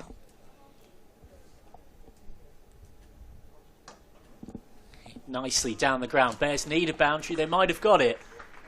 They have got it. Lovely shot from Millie Taylor. Good, strong, powerful cricket shot. Yeah, when in doubt, hit the sight screen. It's a great boundary option. You know, even if they had 2 people on that long on, long off boundary edge, the sight screen, you don't usually see a fielder fielding there, and that's a great strike. There'd only been 3 boundaries in 78 balls before that, which gives you an idea of how much of a struggle it's been for Bears, even during that rebuilding period. Never really got away from Surrey. Last ball of the innings, 131 for 9. Goes on the scoop, has got something on it. This will need a chase from Gregory, who will get there. And it will be 2. really thought of turning and running for a third, knew that it was highly improbable at the best of times. So Bears will settle for 133 for 9, but in terms of the overall match scenario, it's Surrey who will be far more the happier at the midway stage of things. Yeah, absolutely. I think Surrey will be high-fiving and clapping themselves off there and saying, job's only half done, but it's a very good first half from the Surrey bowlers and fielders, and Warwickshire probably with it all to do in this second innings. Yeah, in terms of that batting card for Bears, it's not what they'd have wanted it to be, having been put in by Surrey. Meg Austin was the only batter in the top 6 to get past 15, made 25 off 18. Amu Kumar and Georgie Davis rebuilt with 26 and 23, but wasn't a quick rebuild. Such was the excellence of Surrey's bowling. Surrey Kumar with 26 off 31, Davis with a runner ball 23. With the ball, Lexa Stonehouse the pick 4 for 29, but nobody in any way was particularly well targeted by Bears. 3 for 20 for Gregory, 2 for 25 for McDonald Gay, and Courtine Coleman, Moore, Franklin and Davidson Richards, all not expensive. And of course they've got the luxury, they always do, Surrey and Stars previously did, of having a team where seemingly everybody is an all-rounder, which gives you so much flexibility. And that batting card reflects a Bears side that just never got going, found themselves in all sorts of trouble, 34 for 4 at the end of the 4th, and from that point on could never really find the gears to go through to get themselves back towards at least 150 on what looks a pretty good track to bat on. We'll be back for the run chase in around 10 minutes or so. Surrey need 134 to win in semi-final 1.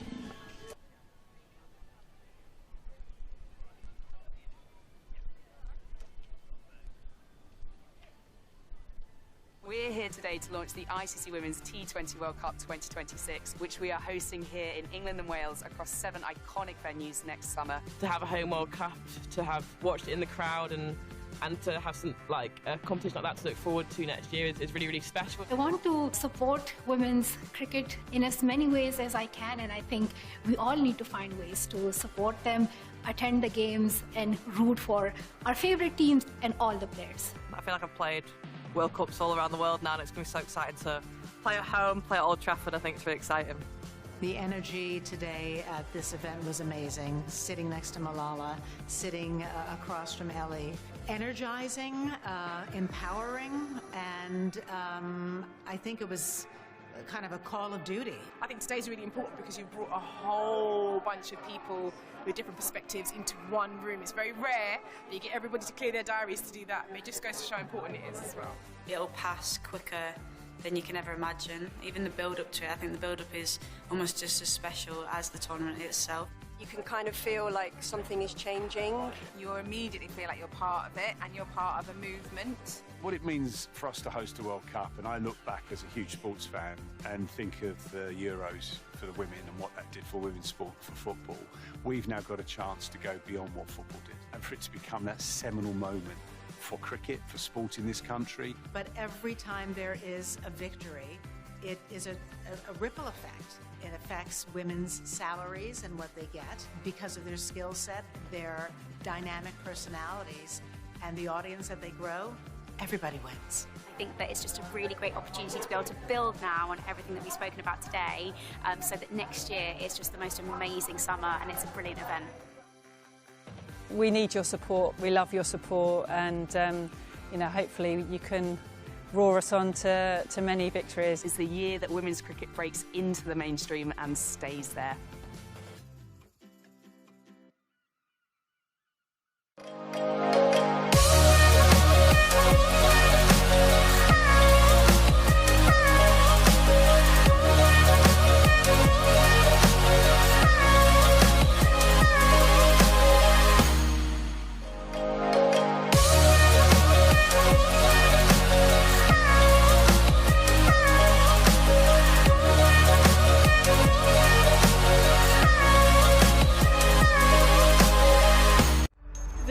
of cricket is a really precious thing. The spirit of cricket. Does the spirit of cricket exist? It's about the spirit of the game. The spirit of cricket is a bit of a cliche, but actually it's important to what makes the game. What is it? This game we call cricket. Some say it's just that.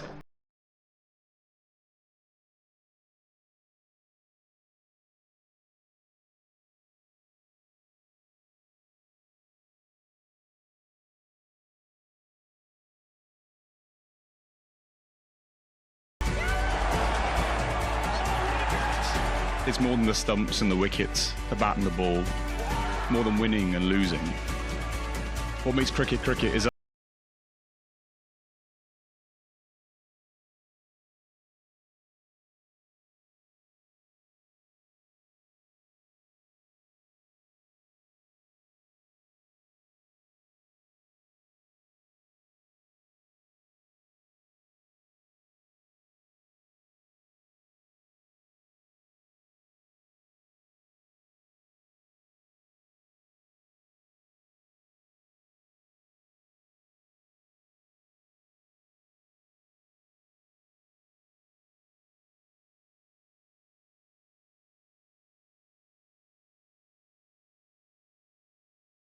beautiful game. This game that we love. This game we call cricket.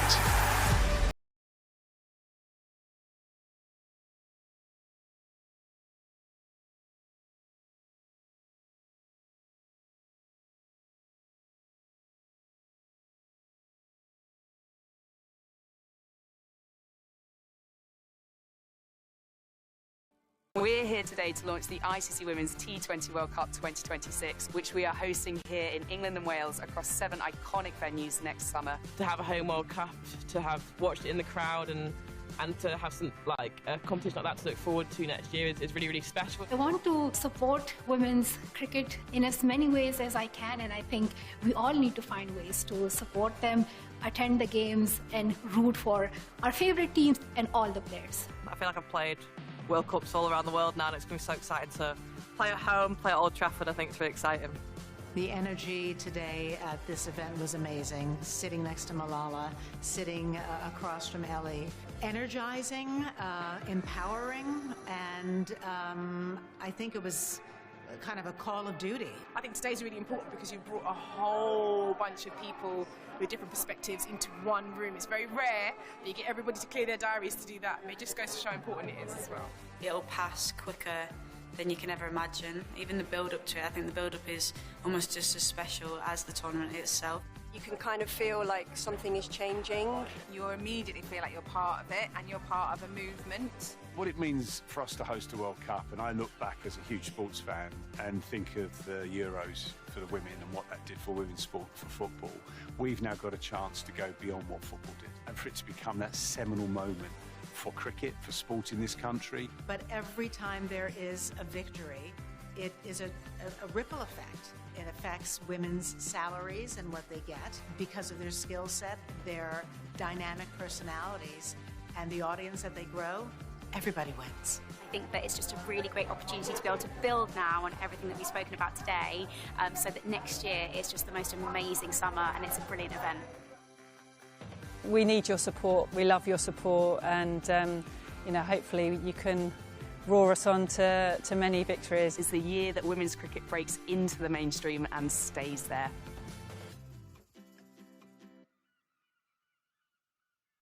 The spirit of cricket is a really precious thing. The spirit of cricket. Does the spirit of cricket exist? It's about the spirit of the game. The spirit of cricket is a bit of a cliche, but actually it's important to what makes the game. What is it? This game we call cricket. Some say it's just that.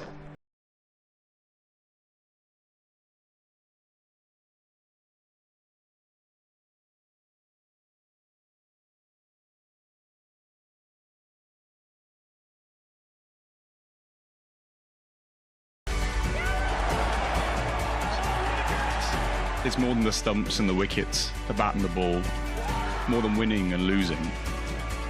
What makes cricket cricket?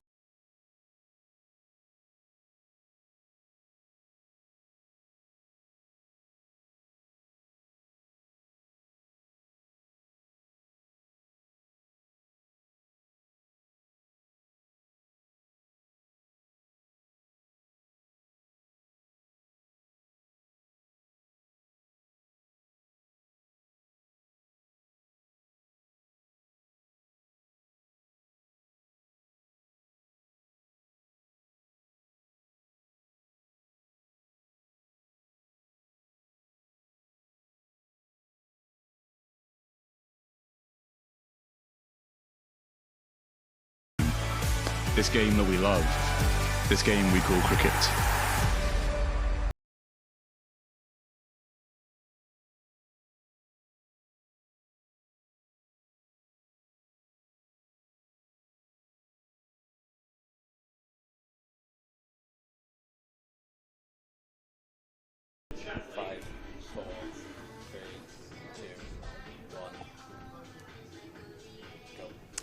Hello and welcome back to the Cooper Associates County Ground here in Taunton for the first of the two semi-finals today here for the T20 Women's County Cup. The first ever T20 Women's County Cup. Warwickshire taking on Surrey. So earlier on today, Surrey won the toss, decided they were going to have a bowl first, and they managed to restrict Warwickshire to 133 for 9 from their 20 overs. Top scorers in there, Amu Surrenkumar, 26 from 31, Georgia Davis, 23 from 23, and Meg Austin, 25 from 18. But it really was the bowlers that did the business today. Alexa Stonehouse, 4 for 29 with the ball. Danny Gregory, 3 for 20, and 2 for 25 for Rihanna McDonald Gay. So really good work from the Surrey bowlers today. And now it comes down to what they can do with the bat. If they can make 134 runs, they book themselves a spot in this afternoon's final. I'm Georgie Heath. I'm joined by Emily Windsor for the beginning of this chase. Yeah, it just feels under par for me, that Bears score. So Surrey in the driving seat into this innings. Starting these off with Karis Pavley, and Bryony Smith is off the mark straight away. Yeah, we were talking off air, weren't we? I think this is a good move from Georgia Davis to open with Pavley. But the style that she bowls, she's a left-arm spinner, but she doesn't float the ball up there. She doesn't really give it the opportunity to turn. She just bowls left-arm darts, and you almost play it like an in-swinger because it's trailing into your pads. But bowling this quickly in the power play is not a conventional off-spin field. Kira Chatley has a feel for that one and manages to push it out to deep cover. And so both openers now off the mark. And this is a really nice looking opening pair. Two batters in pretty good form. Kira Chatley obviously in great form, been great behind the stumps too, great with the bat, and then captaining at times when Bryony Smith was injured. Goes aerial this time, does Smith, gives it full power. And there's two fielders in chase, so they are going to cut it off. She'll come back for a second. Yeah, sorry, I meant left arm spin field. She's got two fielders very square of the wicket, a deep cover and a deep sort of mid-wicket who's just come round to feed that ball. So she's going to fire it in. The straights are up, saying to Bryony Smith, Kira Chatley, you can hit me over my head if you want. Fuller this time from Pavley, and nicely worked away off the feet by Smith, and that's going to be the first boundary of the chase. The flames are going, and Surrey are well and truly up and running in this first over. Yeah, lovely cricket shot that from Bryony Smith. Slightly over pitched, and she just leans on it, splits that mid-wicket, mid-on, and finds her first boundary of the innings. You know it's a good shot as well when the batter doesn't run. Quick again from Pavley in the first dot of the over. I don't think I've ever seen Bryony Smith leave a ball. She's like the Ben Duckett. She bowled at that wide line though, Pavley. Able to do that with the cover sweeper out, the protection on that offside. I see a fine leg come into play, and deep mid-wicket's gone straighter. And so Bryony Smith will pick up one off the final ball of the over. The throw comes flying in, almost takes her out. She gets a little pat on the shoulder from Pavley. End of the first over. Surrey well and truly up and running, 9 for none. Yeah, great start from Surrey. All under control. Chasing 1-3-4, which it is runs on the board, but we feel here on this pitch it's an absolute belter. Lightning fast outfield. Feels under par. We sort of said off air we feel like 150 is a minimum. Yeah. But obviously in finals funny things do happen. But for Surrey to lose this game, for me, they're going to have to throw their wickets away and let Warwickshire in. And the only way Warwickshire or the Bears are going to see it home is if they take 10 wickets for me. Yeah, I agree. Otherwise they'll just be able to push it around, take on the bad ball when necessary. So Hannah Rainey is going to be handed the ball. And that's slipped out of the hand. That's an absolute full bung, and no ball, smashed for 4. Welcome to the party. Bryony Smith's eyes must have just lit up at that.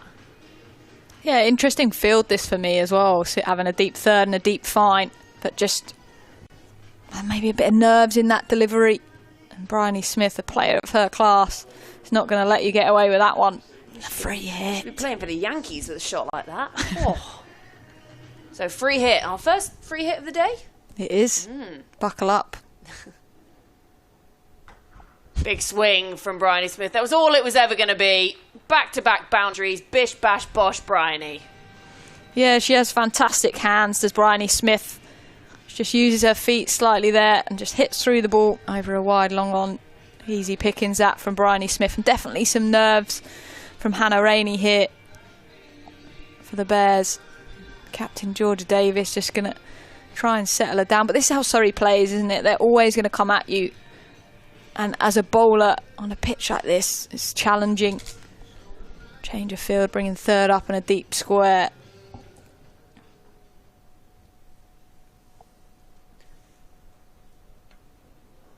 A little slower this time. And finally a dot ball, you'd be relieved if you're Rainey. Sometimes when it rains, it pours. We're hoping it doesn't do that. I can still see... There's always a bit of sun over in the distance, isn't there? That's a very optimistic bit of sun, but we'll go with it. It's definitely brighter. Yeah. Or is it just they've cut the grass off the field, maybe? Yeah. Shot. On the half volley. Well stopped. Tell you what, that middle of Bryony Smith's back is flying today so far. But great bit of work from Pavley. A left arm spinner. Laughing as well, that's got to have hurt. She's hit that hard, Bryony Smith. And because of that, she's sat now on the ring at extra cover. So single options on the offside, but I don't think Bryony Smith's going to take those. Slow ball attempted from Rainey, and again wide signalled. And for me here, if I was Georgia Davis, I'd be coming up to her and be like, what are you trying to do here? Because the field's not set for a slower ball. You've got a deep fine and a deep backward square. Your margin for error, obviously she's trying to double bluff her, but actually in T20 cricket sometimes you've got to keep it simple. Go, I'm going to bowl a slow ball, bring this up, put my protection out. She's bowled her. Well, that is the end of Bryony Smith. Rainey has had a tough time of it in this over. Plays on Bryony Smith. She looks so frustrated with that one. She was going along really nicely. Rainey gets all the handshakes and high fives. Oh, you'd be relieved, wouldn't you? Yeah, it's T20 cricket at its best, isn't it? The batter's after you're under the pump, but you get one right and you send the Surrey captain Bryony Smith back to the pavilion. But she's played a fantastic knock for her team, 16 off 10. The momentum in Surrey's favour. And she's always going to play that way as Bryony Smith. Just came across over to the off stump. And going for that long on boundary. Barely any celebration at all from Rainey. Nat Rafe enjoyed it though, the keeper, didn't she? I love a big Sally. Look who's come to the crease though. No let off. No let off. So when it rains, it pours, as we say. So that brings Paige. Wow. Well, whoever that is. And also brings Paige Schofield out to the middle. Two still to come in this over. She replaces her captain. She's got Kira Shatley at the other end, though, who we know has a 95 in T20 just a few weeks ago. And she almost plays on as well. Yeah, Rainey's just now found that line, hasn't she? She settled into that over that coming back in swing from the tall right arm seamer. But England released Schofield to come and play T20 cricket for Surrey in the final. You wouldn't be too unhappy with that, would you? If you were Surrey, get the call from England, you can have Schofield hit. Yes, please. Thank you. But I'm also buzzed for her that she had that England call up. It's very deserved.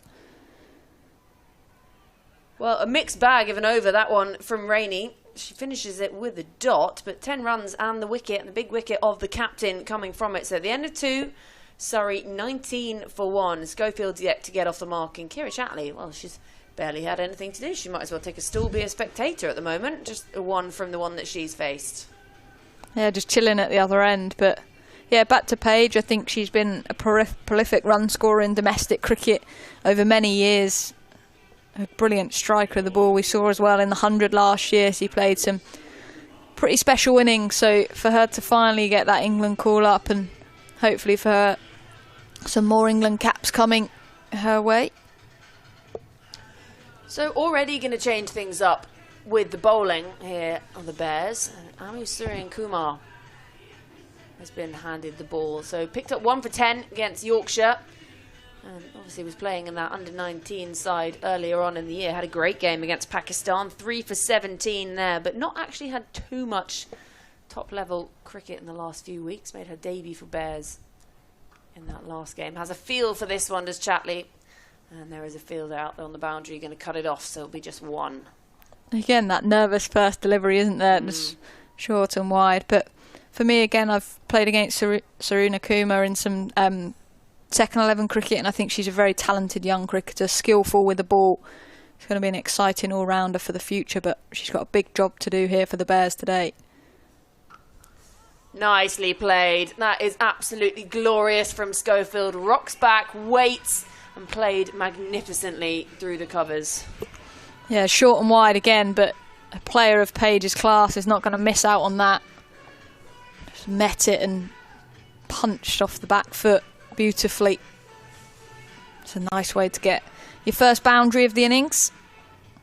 I think Surrey will be really pleased to get off to sort of a flying start, because then you don't have the pressure later on. You know, we were saying if they don't lose all their wickets, they're probably going to get through pretty fine here, but they will like to sort of stamp their authority early. Goes aerial this time, top edge, who's under it? Easily taken in the end, second wicket down. Surrey Kumar has her first of the day, and you never know, you just never know in finals cricket. Yeah, just into the pitch that from Saruna Kumar. Paige looked to go over to the leg side and got a top edge. She's disappointed as she walks off for Surrey. 24 for 2, chasing 134. The run rate's nothing to worry about, but as I said earlier, the only way Bears are getting in this game is to pick up wickets, to bowl Surrey out, and they're making a good start of it so far. Great start of things, just completely mistimed that one. Page looks back overhead, almost matrixing it to bend over backwards and watch it. And this is just what Warwickshire needed to start things off here. Yeah, and I look at what's to come as well from a Warwickshire point of view in terms of the bowling attack. You've got the leg spin of Hannah Baker, who has always been a threat for Warwickshire. You've got Millie Taylor, the left arm leg spinner, who's unique. We don't see many of those in the women's game, so it's something different, slightly different angle. And of course, the captain, Georgie Davis, it's going to bring control through the middle, so we're likely to see a lot of spin later. So there are wicket-taking options for Bears, but we also know how Surrey's going to play. They're going to keep coming and keep coming hard. Here's Phoebe Franklin. She's off the mark straight away. Tell you what, you can tell it's a good pitch when that ball flies off the bat like that. Just lent on it by Franklin. Pavely has the work to do out at the deep cover boundary. Ball seems to be following her around, doesn't it? Everywhere she goes.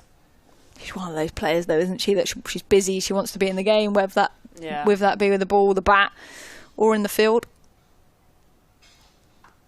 Waits again off this one. There's Chatley picks up one more. Yeah, that run rate absolutely fine. It's just can't. I think they just need to slow down a little bit, have a bit of a rebuild here. Franklin and Chatley in the middle. We've got plenty of time. Just get those runs in, and then just be able to just tick it off easily without the stress of, oh, we're 4 wickets down, 5 wickets down. Do you know Surrey? When has Surrey ever done that? Well, that's the problem. Almost plays on again. Whew. Something is happening here. It's just that pressure, isn't it? We saw Bryony Smith play on, and then Paige Schofield nearly did the same first delivery, and actually almost the end of Phoebe Franklin there. But it does bring the third over to a close. Surrey 26 for 2. Yeah, as you say, they've got to try and almost go against their own grain as such. But you say that, though, I think, like, I always sort of refer back to when you get to finals, the teams that tend to do well are the ones that stick to their strengths and they focus on them and the job in hand. You sometimes see teams go go to finals and say, for instance, you can go for something as simple as a toss. They always win the toss and bat first, and randomly in the final they bowl. Yeah. You got to stick to your guns and what's got you to this. And in finals, to be honest with you, it can take one good performance and it takes it out the hands. But if you start to what you've done well all competition to get you here, and that doesn't pay off, then it's like, okay, we weren't the better team on the day, but stick to your strengths, stick to how they go about it. And for Surrey, unfortunately for Warwickshire, that's to go hard at everything. Well, Georgia Davis, the captain, has brought herself on here. Batted well today, did well to try and help them get up to a respectable-ish target. And now she's got a job to do leading this side and with the ball in hand.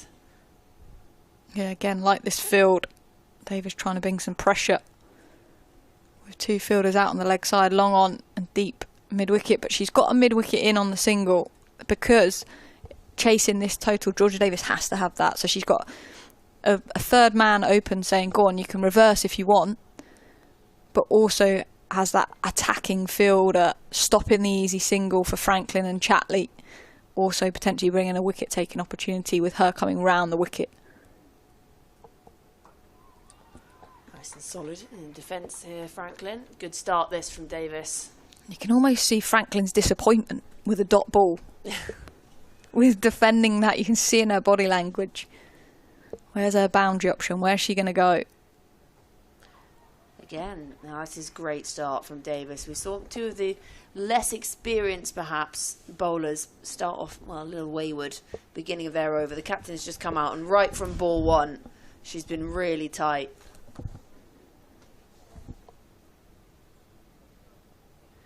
That's pulled away, finds the gap, and that will be 4. Yeah, it's a rare delivery, that, from Georgia Davis. Was building a bit of pressure with some dot balls and then just into the pitch, and Franklin is not going to miss out on that, and that's her first boundary of the innings, and that will settle her nerves as a batter. When you find that boundary rope, you can just relax that little bit more. She actually played a lovely innings down at Guildford when they played Durham in the quarter-final. So she's in fine form as well. Goes aerial this time. Fielder thinks she might be in the game. Not a chance. Plugs, and it's just been cut off before the rope. 3 fielders in pursuit. Yeah, good option, I think, that from Franklin. Bowling round the wicket across the right-hander, mid-off inside the circle, and just got enough on it to clear the inner ring. 33 for 2 now, Surrey. Chasing that target of 134 to put themselves a place in the final. Ooh, the first final as well. I haven't even seen the trophy. Neither have I. Me and Sophie Luff were discussing this on the way down, what it's going to look like. Because all the others are quite big. They're quite drastic, aren't they? Well, what was the Rachel Hare Flint trophy, now the One Day Cup trophy. The Charlotte Edwards Cup, that's a little smaller. Yeah. The 100, if we go to that, that is just huge. You've got to have been lifting some tin all season to be able to hold that thing above your head. So where is this County Cup trophy? What's it going to look like? It's going to be revealed. Why have we not seen it yet? Is it here? Where is she? Or he? No, I'm going she. Okay, Where is she? She. Where is she? Rainey going to bowl her second. And that's nicely just cut off inside the ring. Now, I was actually doing some work this week with the Rugby World Cup. Obviously, the Women's Rugby World Cup is starting in England. This is on in England this summer, and there's a new trophy, shiny new trophy, and I learnt that actually when the specifications were put out for it being made, one of them had to be that you could drink out of it. That's part of the regulations for when the trophy is quality. Made. Just has a feel for this one and does well. It's Davina Perrin leaping to her left. She's such an athlete. And she's cut off what looked like a surefire 4 there. Yeah, fantastic bit of work there at backward point. She's a phenomenal fielder, and there it was almost like a goalkeeper save to her left. And again, we talked about earlier, didn't we, fielding in pairs. Saruna Kuma was there to pick up the pieces and keep it to a single. Save the shore boundary, that. Has a waft at this one and managed to not find the edge.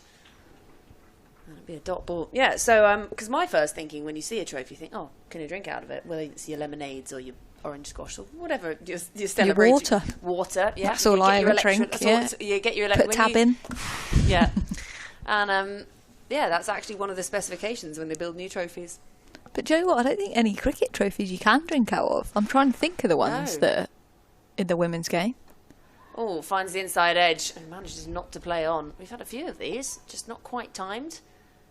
Just a little bit of in movement from Rainey. No, I can't think of any either. Definitely not the 100 one. Oof. Not Charlotte Edwards Cup. Not the Rachel Infant Trophy. So maybe this could be the one. This could be the one. Maybe it's just shaped like a bottle. I doubt it. Or a can. It's just a big tin can. Fanta. Yeah, recycled. That one's sat up and again can't pierce that infield. It's a good tight over this from Rainey. Surrey are letting her get away with this as well for me, because she's actually bowling width with this offside field out. She's got a deep fine leg and a deep square, so I'm pretty sure this won't be the plan from Georgia Davis, but Chatley or Franklin haven't managed to pierce that tight offside field. I mean, you feel like it's inevitable if she keeps bowling there, they eventually will. Well, that's hoiked away. And is that going to be 6? Yes, it is. That's the first 6 of the chase from Kira Chatley. Barely really had to put anything on it, just helped it on its way. And that puts a big blemish on a very tidy over from Rainey. Yeah, and this just seems to be the pattern so far this innings. They build a bit of pressure, but then every over so far, Surrey have found a way to get a boundary, which turns the over back into their favour. And I mean, this over, 2 runs from it previously, then a 6 off the final delivery. So this is making it a challenge for Georgia Davis, the Bears skipper, to stem this run flow. 5 overs gone, 41 for 2. Way above the run rate, chasing just 134. I just think the Bears need to pick up a wicket, and a wicket quickly if they're going to be in a chance of finding their way to the final. Surrey right on top at the moment. So going back to Caris Pavley, she's changed ends now. Let's see what she can produce here. Left arm darts. Oh, it's darted in, isn't it? Been impressed with the Bears fielding though so far. The work off the ball here. They seem a real unit out there, which is important in T20 cricket. There's a real buzz, there's a real energy. They're definitely not going to give up. And you can't in semi-finals. Again, darted in by Pavley. More passion, more energy. But even just the intensity of that is probably quite an obvious one, but Baker's attacked the ball. She's fired it into the gloves of the Bears keeper, Nat Rafe, and I think that's important because funny things do happen in finals. We've all seen that and we've been there. This one's straying down the leg side wide, signalled for a moment, going for a stumping. Great take that by Nat Rafe. She's quick behind the stumps, isn't she? Yeah, good gloves person. You know, there's been some great glove work all across the tournament, actually. Some really fancy keepers in the women's game at the moment. And interestingly, Charlotte Edwards didn't announce a reserve keeper in her squad, did she? She didn't. Unless Tammy, I guess, Tammy Beaumont's in the squad, so she's there. But an out-and-out keeper, it was the debate of who she was going to pick. Pavley just darting this one in and this time overcompensating and well outside that wide line. I did see some footage of Tammy with the gloves. There you are then. Watching far too much social media. Need to read a book. This one cut away. Baker will come in and reduce it to just 1. Yeah, Pavley just bowling quicker and quicker into the pitch. The left arm spinner. She's gone for 14 runs so far to pick up a wicket. Played on again. It's the second wicket we've seen go down that way in this innings. And now Chatley, the set batter, the opener, she has to go for just 12. Pavley has her first of the day. It's been a mixed bag again this over, but she has brought about a wicket, and it's 3 down now for Surrey. Yeah, Chatley just trying to look to hit that through the offside, and the ball's just followed her on that angle from the left arm spinner. And she just can do nothing but dink it onto her stumps. And again, Warwickshire just keeping himself in with a sniff, picking up the wickets. Almost trying to be too much touch on that, trying to be too fancy. frustration there. So it'll bring ADR, Alice Davidson-Richards, out to the middle. Another person who, when I saw her in the England ODI squad, I was absolutely chuffed to bits for her. Again, on domestic cricket level, she's churned out many runs, played very sensible and crucial knocks for her team. Surrey striding in at number 5. She's got a job to do today. Target 134, so still 88 runs to win. Run rate's never going to be the issue, but if Surrey keep losing wickets, Warwickshire are up and about. They're in with a chance. They have been in the runs this season. ADR scored 100 against Lancs in a one-day game a few weeks ago. Full toss this time, worked away. Doesn't yet get off the mark, can't get it through that infield. She's someone that wears her heart on the sleeve. Her sleeve is Alice Davidson-Richards, the canny cricketer. There's my northern slang. It's come out. Oh, canny. Can't believe I've done that. Why, aye. Officially a northerner now. You are, aren't you? You're having curry on your chips for lunch. And that one's cut away by Alice Davidson-Richards. So she gets off the mark. 1 off the end of a successful over for Pavely. 6 overs gone. Surrey, 47 for 3. Thank you, Georgie. For a change, we'll be joined by Michael shortly. But I'd say a balanced power play. Surrey haven't got away from Warwickshire in terms of runs.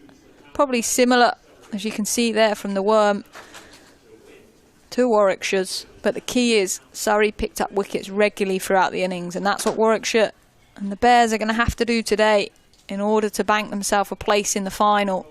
But they've made a good start. They've picked up 3. Yeah, you're spot on.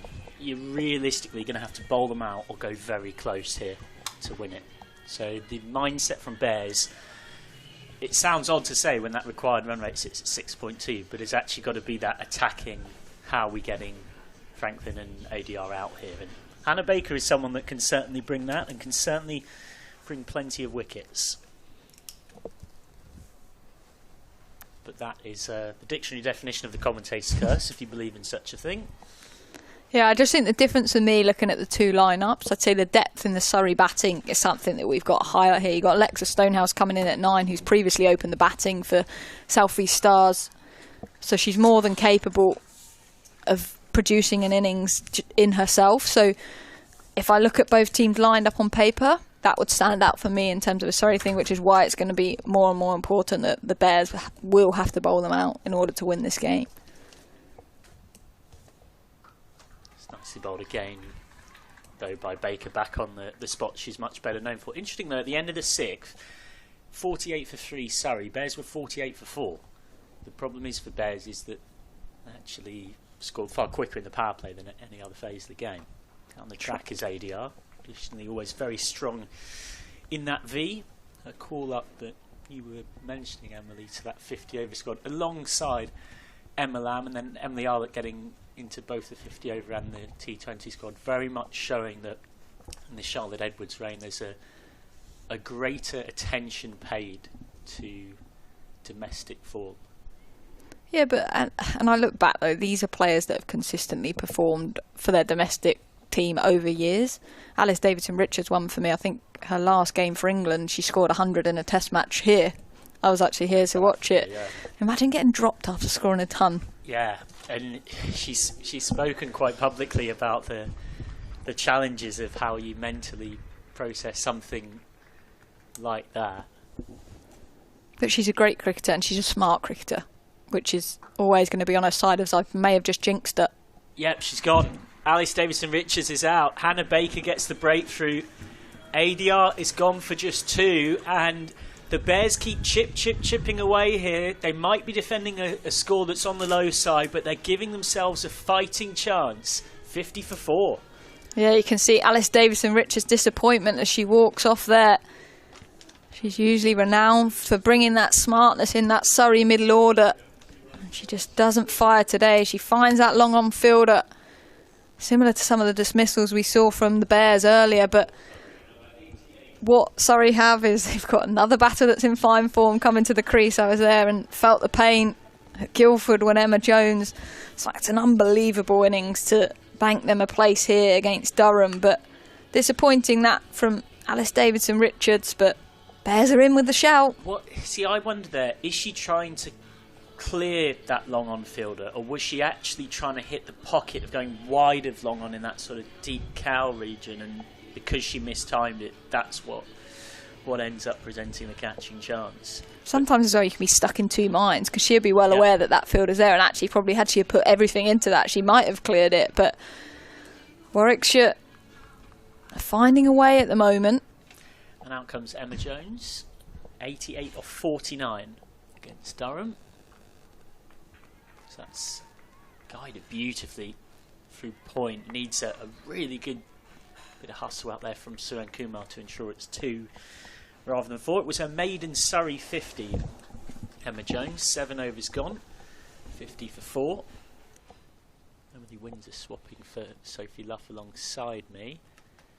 Yeah, Jones has been around for quite a while, but she almost had a bit of a re-breakthrough season last season, because 2021 she played every game as the Stars won the Charlotte Edwards Cup. Sort of really burst onto the scene. Very injury hit 2022 and 2023.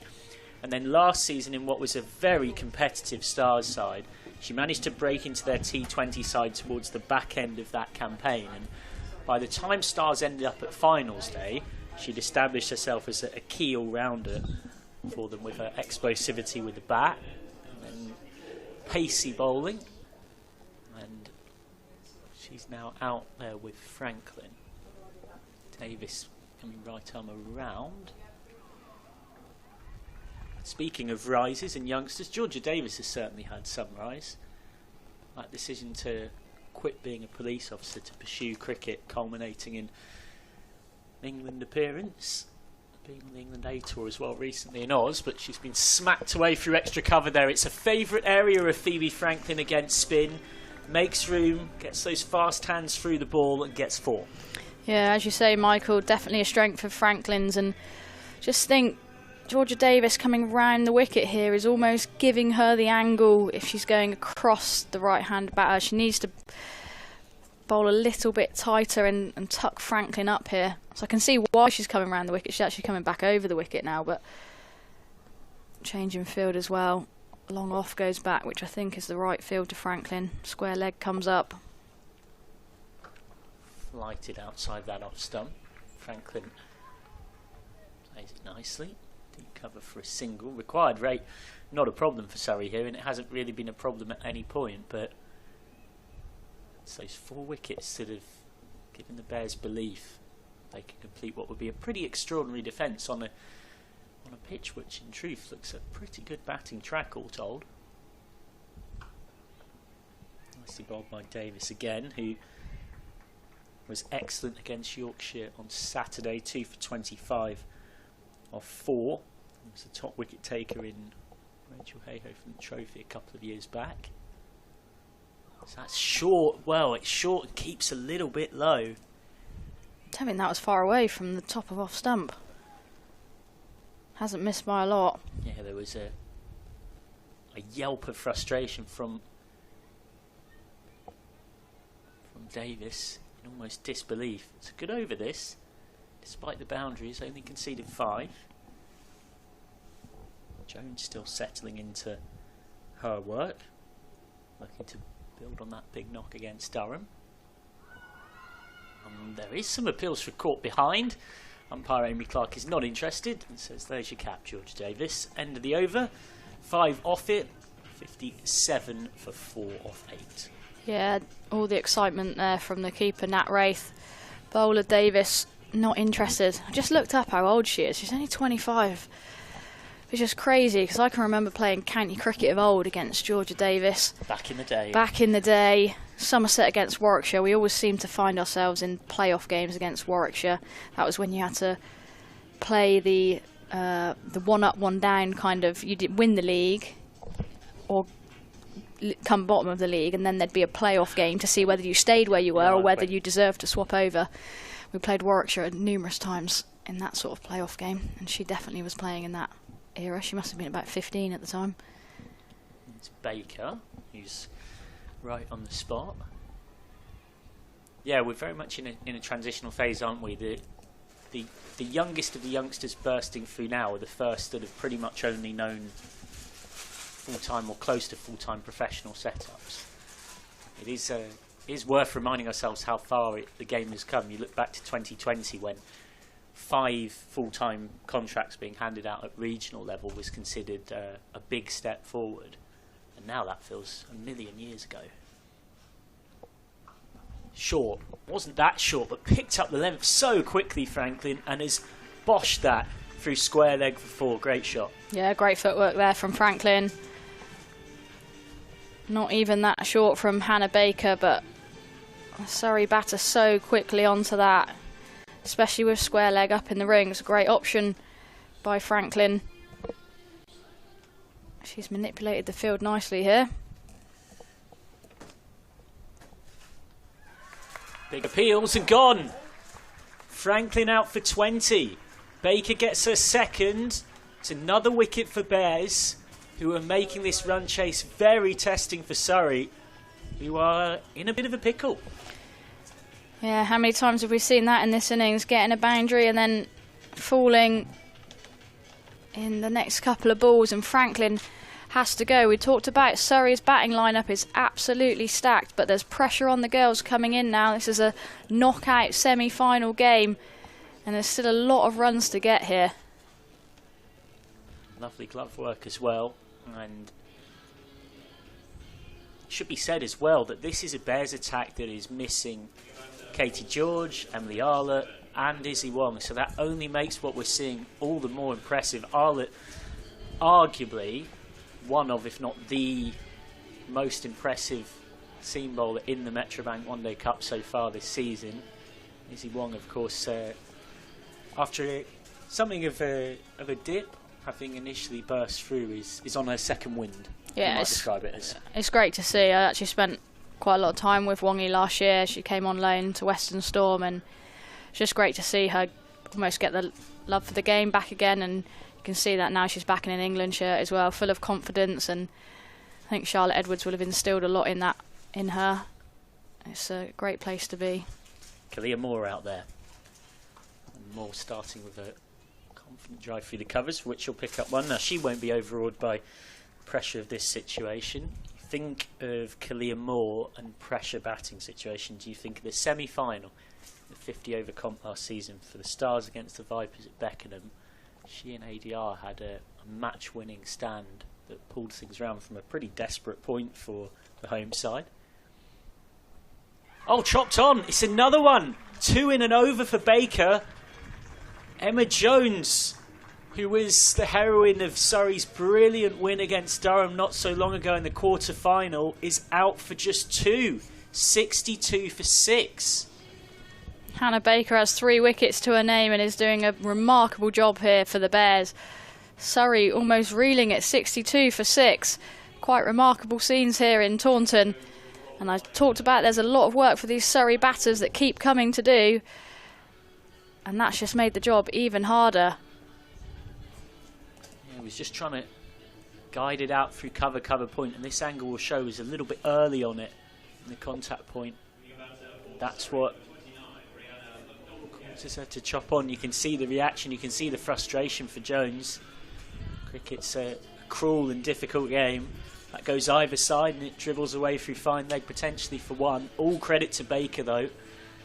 Well, it was actually you that said it when she got out, was talking about the fact that could she match what Danny Gregory's done, and it is very much anything you can do I can do better, as somebody once sung, because Gregory took 3 for 20 and as things stands Baker has 3 for 10 off 2. Yeah, quality from Hannah Baker. She's a mainstay in this Warwickshire attack, and without the likes of those experienced seamers, she's really stepping up for her captain Georgia Davis today. I'm going to see some more spin. Yeah, we certainly are. Left arm wrist spin. Don't get too much of that around, and Millie Taylor will provide it. Starts with a full toss, and a full toss that is gratefully deposited for 4 by Moore. Good punishment of a bad ball, her first boundary. Yes, what Warwickshire can't afford to do here is give too many loose balls. It's where they've been exceptional so far, and easy pickings for Moore there. She'll breathe a sigh of relief. That's the thing with that run rate at the moment. You only need maybe a boundary and over to keep you in the game. Better from Millie Taylor, more in the kind of spots she was in. Oh, my goodness me. Well, that looked dicey. That would have been gone, I reckon. Had that been a direct hit there from Perrin. One of the best athletic fielders in the game, Davina Perrin. Not the kind of person you want to take on in that situation at 66 for 6. Well, sometimes it's better to be lucky than it is to be good. And on that particular occasion, Moore and McDonald Gay were lucky. I reckon a bit more luck there. Yeah, that's spun too much from Taylor, and that's what's caused it to miss the leg stump. And it is a bye. They're just coming down to have a little chat together here, McDonald Gay and Moore. Try and recompose. Not sure how that has missed the stumps. I remember, of course, with the nature of this pretty sudden falling of wickets, they might have expected to bat at some point in the innings, these two.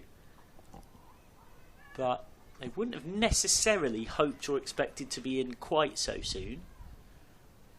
That's off the outside edge. This is very good from Millie Taylor, who was brilliant against Yorkshire on Saturday. His Bears avoided an upset, 3 for 17 off 4. So that's well fielded by Perrin, but they will get 3 for 1.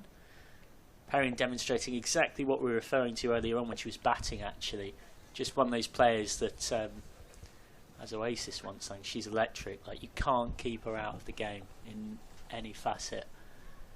One of these players as well, as a spectator, when you pay your admission, she's one of them that, even if I think you were an opposing fan, you'd want to see her on the team sheet. That's sensibly played for 1. So end of an eventful over from Millie Taylor, causing problems after that full toss for 4. The rest of it was pretty good. Pulls it back well, 70 for 6 off 10. Yeah, it'll be interesting to see how Warwickshire play these next couple of overs. If they can get another wicket here, they're going to be right in the game. I think it was these two actually the other week in the Metro Bank Cup at Chelmsford against Essex, where Surrey again were in a bit of trouble, and these two put on a decent partnership to get them up to a match-winning total. You'll never guess what Bears were on at this stage. Almost identical. 73 for 6 Bears were. We have got ourselves a nip and tuck game, and to be honest, I think if you'd have surveyed pretty much every person in this ground at the mid-innings interval, every single person I spoke to or could find, including us in the commentary box, agreed that Surrey would come into this second innings strong favourites. But here we are. Driven down to long off by McDonald Gay for 1. Do bat deep this Surrey side, but it's asking a bit of these two in a pressure scenario. Hannah Baker hunting more wickets. Yeah, Baker's the key here for the Bears. Just nerdled away. That is kind of all that Surrey need.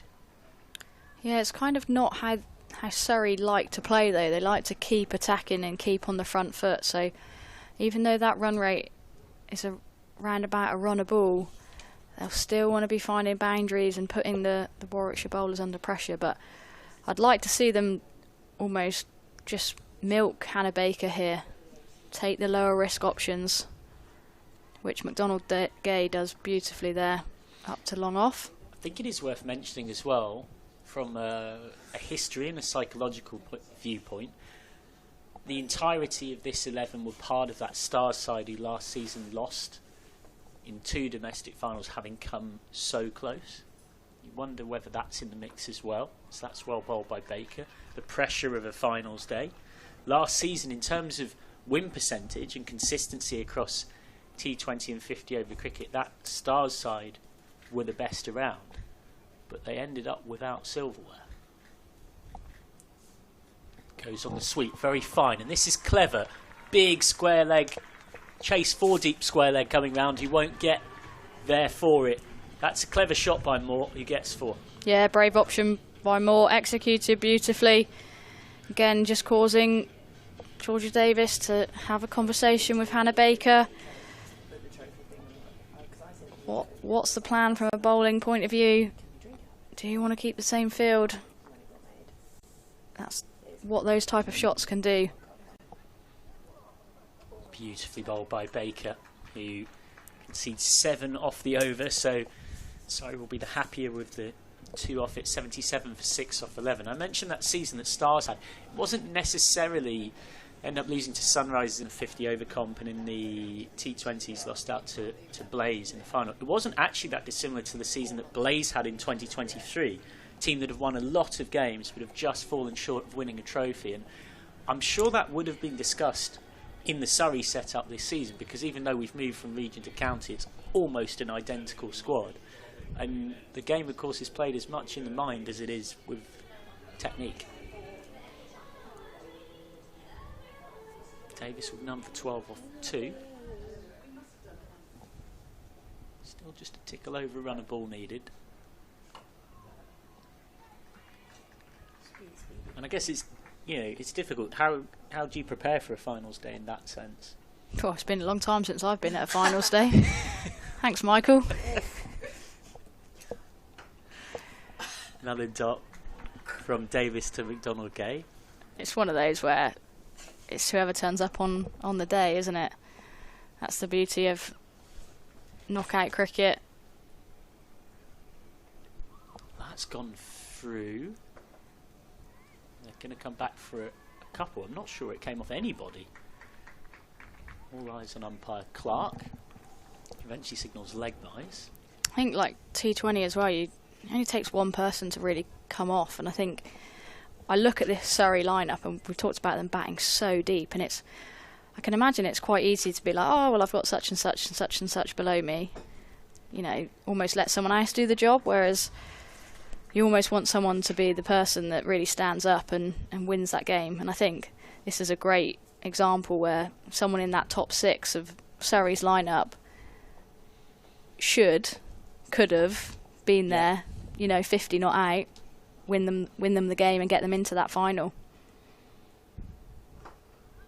Straight back to Davis, who's a little frustrated to have not picked it up in our follow through. Yeah, it's one of those, you'd say so far in this semi-final, both teams have definitely bowled a fair bit better than they've batted, and that's what's brought us this intriguing low-scoring contest. It's just worked away, and that really is mostly what this pair just need to do and tick along. 5 off the over, 82 for 6 then off 12. These two just steadily starting a bit of a rebuild after that particularly chaotic 9th over for Surrey, where Baker picked up 2 wickets. Yeah, even though Baker's got 3 wickets, he's only got 1 over left in this game now. I think Bears are sticking with the threat of spin. Millie Taylor's just going to change ends here. Well, it's going to be intriguing how Davis juggles her bowlers. She's got those 4 very different types of spin options of herself, Baker. Taylor's only bowled 1, Pavley's bowled a couple. And then her seam options, Rainey's got 2 left, and Suren Kumar's only bowled 1. Haven't seen Bethan Ellis yet either. Yep, and Ellis was excellent in particularly round 3 of this new competition, skiddy medium paces. It's Taylor, hit hard through mid-wicket, nicely stopped out there. Means that what might well have become 4 ends up only being 1. Yeah, Ellis was comfortably player of the match in round 3 for Bears. She was a big reason they avoided an upset against Devon. 37 with the bat and 1 for 17 off 4. So she could be an option as well. Yeah, looks to take pace off the ball, Bethan Ellis, and I think on this wicket we've seen a couple of girls chop on, so I think pace off could be a good option. Nicely bowled again by Millie Taylor, leading wicket taker for a number of seasons for the Southern Vipers Academy, without quite breaking in at what was such a strong side in the regional era. And again, good from Taylor. Indeed, it does feel like very much an adjustment and a reminder of the new era we're in, that we're at a finals day and the Southern Vipers are not here. They don't exist. Of course, they do. Emily Windsor from the back of the box, of course, was so often winning runs Windsor for the Vipers, reminding us that, of course, they do not exist. Hampshire not making it either. There's a few remnants of that era that are still around. Of course, Blaze have chosen to keep their name. Lancashire will be Lancashire Thunder. So that's something of a reminder of that time. So that's swept well. Behind square for one. They are going to come back, and it's a good decision, even with a better throw. But it's a tight over from Millie Taylor, who's done her best to turn the screw. 3 off it, 85 for 6 then off 13. Yeah, that run rate, albeit only creeping up slightly, but getting closer towards 7s now.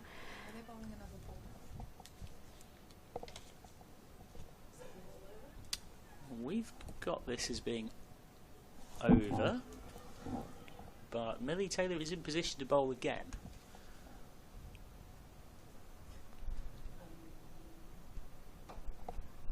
And that's indeed bowled, so that goes for 1. Our scoreboard just catching up, so in fact it's going to end up being 86 for 6 off 13. 4 off it then. 48 to win off 42, so just under 7 and over needed. It's good work from Bears just to edge that up. It looks like Amu Kumar might be coming back on. 1 over so far. There's a bit of a consultation going on here.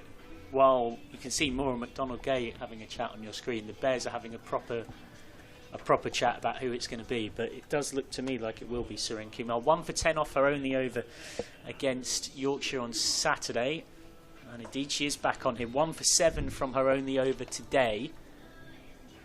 She came on early doors and got the big wicket of Paige Schofield, released from England and available to Surrey. Got her for just 4. That's been a brilliant thing about this new England era, albeit very, very fresh in its infancy. The fact that Schofield's been released and can come and play in this competition. Straight back to Surrey Kumar. Yeah, so I heard Lauren Winfield-Hill talking about this on the Wisdom Cricket podcast, and essentially just said there was a feeling for a number of years that suddenly now a far greater deal of importance has been attached to county cricket in relation to the England conversation. Obviously it was regional cricket. Shorter and straight to Rainey at backward point. Can't quite gather cleanly. Thought of 2, they'll stick with 1. And also, of course, a noticeably greater frequency of England players making regular appearances, both 50 over in T20 cricket, and that drives standards up, and there's also an expectation on those players to perform and justify their England spot, so breeds competition all round. Nicely bowled again by Surrey Kumar, who again is just quietly putting together a good over here. Yeah, I like that line from Surrey Kumar. Talk about it a lot, but attacking those stumps, top of the stumps, most batters will find it hard to score.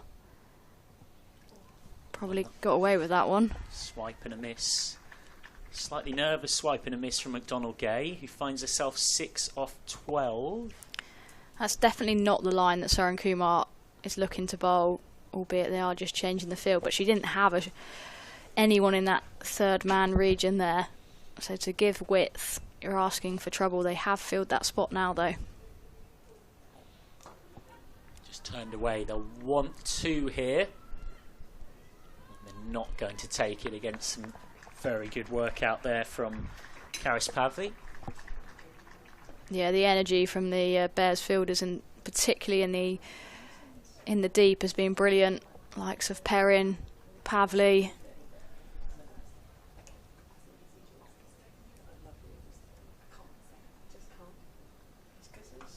Sounded very good off the bat, but has crunched that straight at deep cover. So it's another tight over. They're making a good habit of this, Bears. They're really, really squeezing Surrey. So 3 off the over, And only 4 came off the over before that, and 5 the over before that. There's Sophie swaps for Emily Windsor alongside me. So 6 overs left, and Bears have nudged this required run rate up to 7.5 and over. So the picture has changed from what we were discussing earlier, where merely working the ball around and waiting for the bad ones and almost batting time in quite an old school way would see Surrey home here. Moore and McDonald Gay have got to do something a bit different here to up the tempo, haven't they? Yeah, but it's this risk reward now. Bears have done extremely well to get the run rate above the balls remaining, so it's 45 off 36 deliveries, but because there's less wickets in hand, it's finding when's the right time to go. That's away through, covering mid-off, and that's gonna go for 4. Well, that is a boundary, a desperately needed boundary. First time in a fair old while. There'd only been 12 runs scored off the previous 3 overs, but Kalia Moore finds the rope. Yeah, it's almost like you said there. She's gone, now's a chance to take it on, and getting a boundary early in the over does give you some grace, but I think Millie Taylor just slightly too wide there with mid-off inside the circle. That's a good strong shot as well that will take some cutting off on what is a fast outfield. It's a very neat dive and slaloming stop, bringing out her very best Hannah Hampton impression, and keeps that to 2 with the assistance of Perrin. And stops like that are vitally important in this. If that goes for 4, Surrey are already dominating the over, but they've kept it down to 2. It's a little shorter. That's pulled away. More work for Perrin out here, and a great chase and flick back again by Davina Perrin. So again, some great Bears fielding has turned 4 into 2. And I'm interested actually from here how Georgia Davis juggles her bowlers. Obviously she's bowled 3 already. Hannah Baker, they're probably the pick of the bowlers in terms of stemming the run flow, and it's when you go for those bankers, I guess. That's a great bit of work from Hannah Baker in the deep again. Watch the spin, it's one of those calls, and she adjusts superbly. Almost got past her. So after Taylor's done here, there's 1 left of Davis, 1 left of Baker. They're surely both going to bowl out, that's a given. So then they've got to find 3 overs between Suren Kumar, Rainey and Pavley, and 1 left for Taylor. It's when you'd go with your bankers. Yep. Obviously if you go early, they're going to go, which I personally, if I was leading a side, would go with that option, because if you pick up a wicket, then you're back in the game. At the moment, these two have built a really nice partnership. Kalia Moore's leading from the front with 27 off 22. Again, that's a beautiful shot. Yeah, last ball the over, and it has ended up being the big over that Surrey really, really needed. The over has gone for 13, and it's broken that bit of pressure that had been consistently building up. Emily Winning runs Rinser, the perfect person to talk you through the last part of this tight chase with the brilliant Georgie Heath. Thank you. Yep. McDonald Gay and Kalia Moore forming what could be a match-winning partnership. They've played smart, they've absorbed a bit of pressure, and now they've decided to put the pressure back on the bowlers. But as I was just saying, when is Georgia Davis going to turn to the bowler of the threat? Hannah Baker's bowled 3 overs for 17 runs, 3 wickets, so she is going to bowl her last now, and I think this is a good decision from Georgia Davis. She needs to find a breakthrough, but we're still in for a tight finish. 32 or 30. Couple of wickets. It could go either way. Don't go anywhere. Don't take it. Don't go make a cup of tea. Don't leave the room. Your Sunday roast can wait. It's not Sunday, is it? What day is it? Monday. Bank holiday Monday. It's basically Sunday roast time. Don't go anywhere, people, because I think we're in for a great finish here. I like that we've got Baker back on again.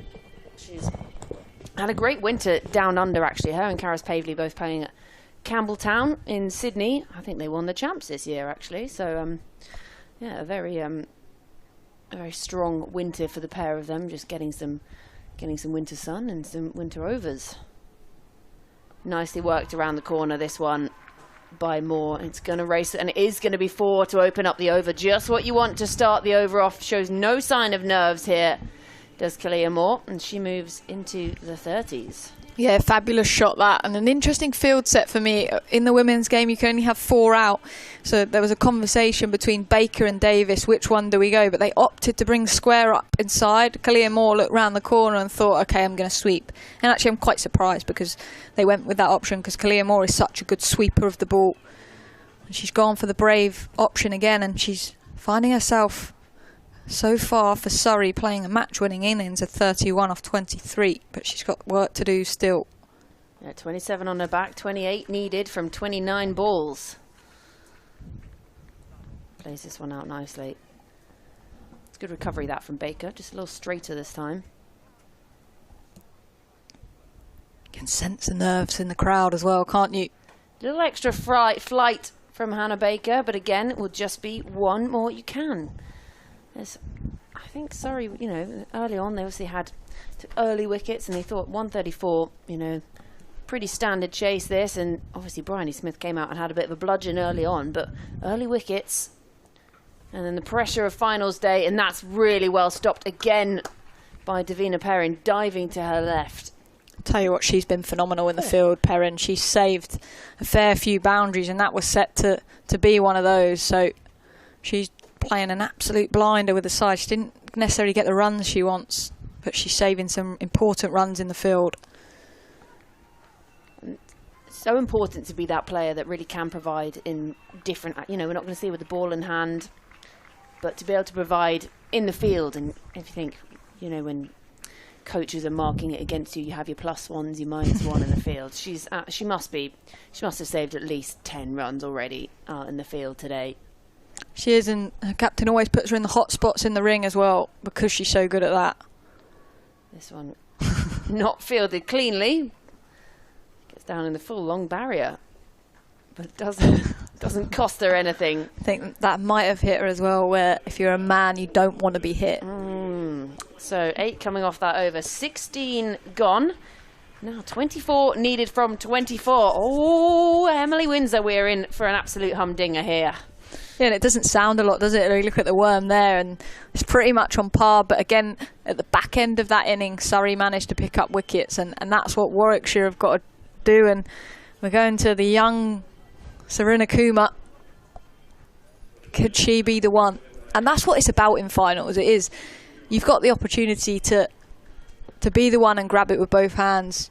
I was actually listening to Danny Hazel in the Durham team talk in the quarter-final, and she says, if you get the opportunity to be that person, be that person. So is it going to be Kalia Moore, or is it going to be one of the Warwickshire bowlers? So just be one off the first ball of the over, but I've been so impressed by Serena Kumar today. Showed absolutely no sign of nerves, just her second game for the Bears, and it looks like she's just part of the furniture, been there forever. And being able to turn to her, and such an important part of the game, you know, need to run a ball, 23 from 23. She's already picked up one. She's been really economical. She looks like she's got that confidence about her as well, doesn't she? She clearly backs her skills. It has a feel for this one, does Kalia Moore. You can sort of take that as a one-up for the bowler. You can tick that one. Almost falls over as well, so you can have an extra point for that. I think she's missed out, to be honest, Kalia Moore there. Again, you got a deep cover, but third's up in the ring, and she's bowled width. And she's allowed Serena Kuma to get away with that one. This time just looks to try and turn it round the corner. Good running. Rihanna McDonald Gay set off quickly from the non-strikers.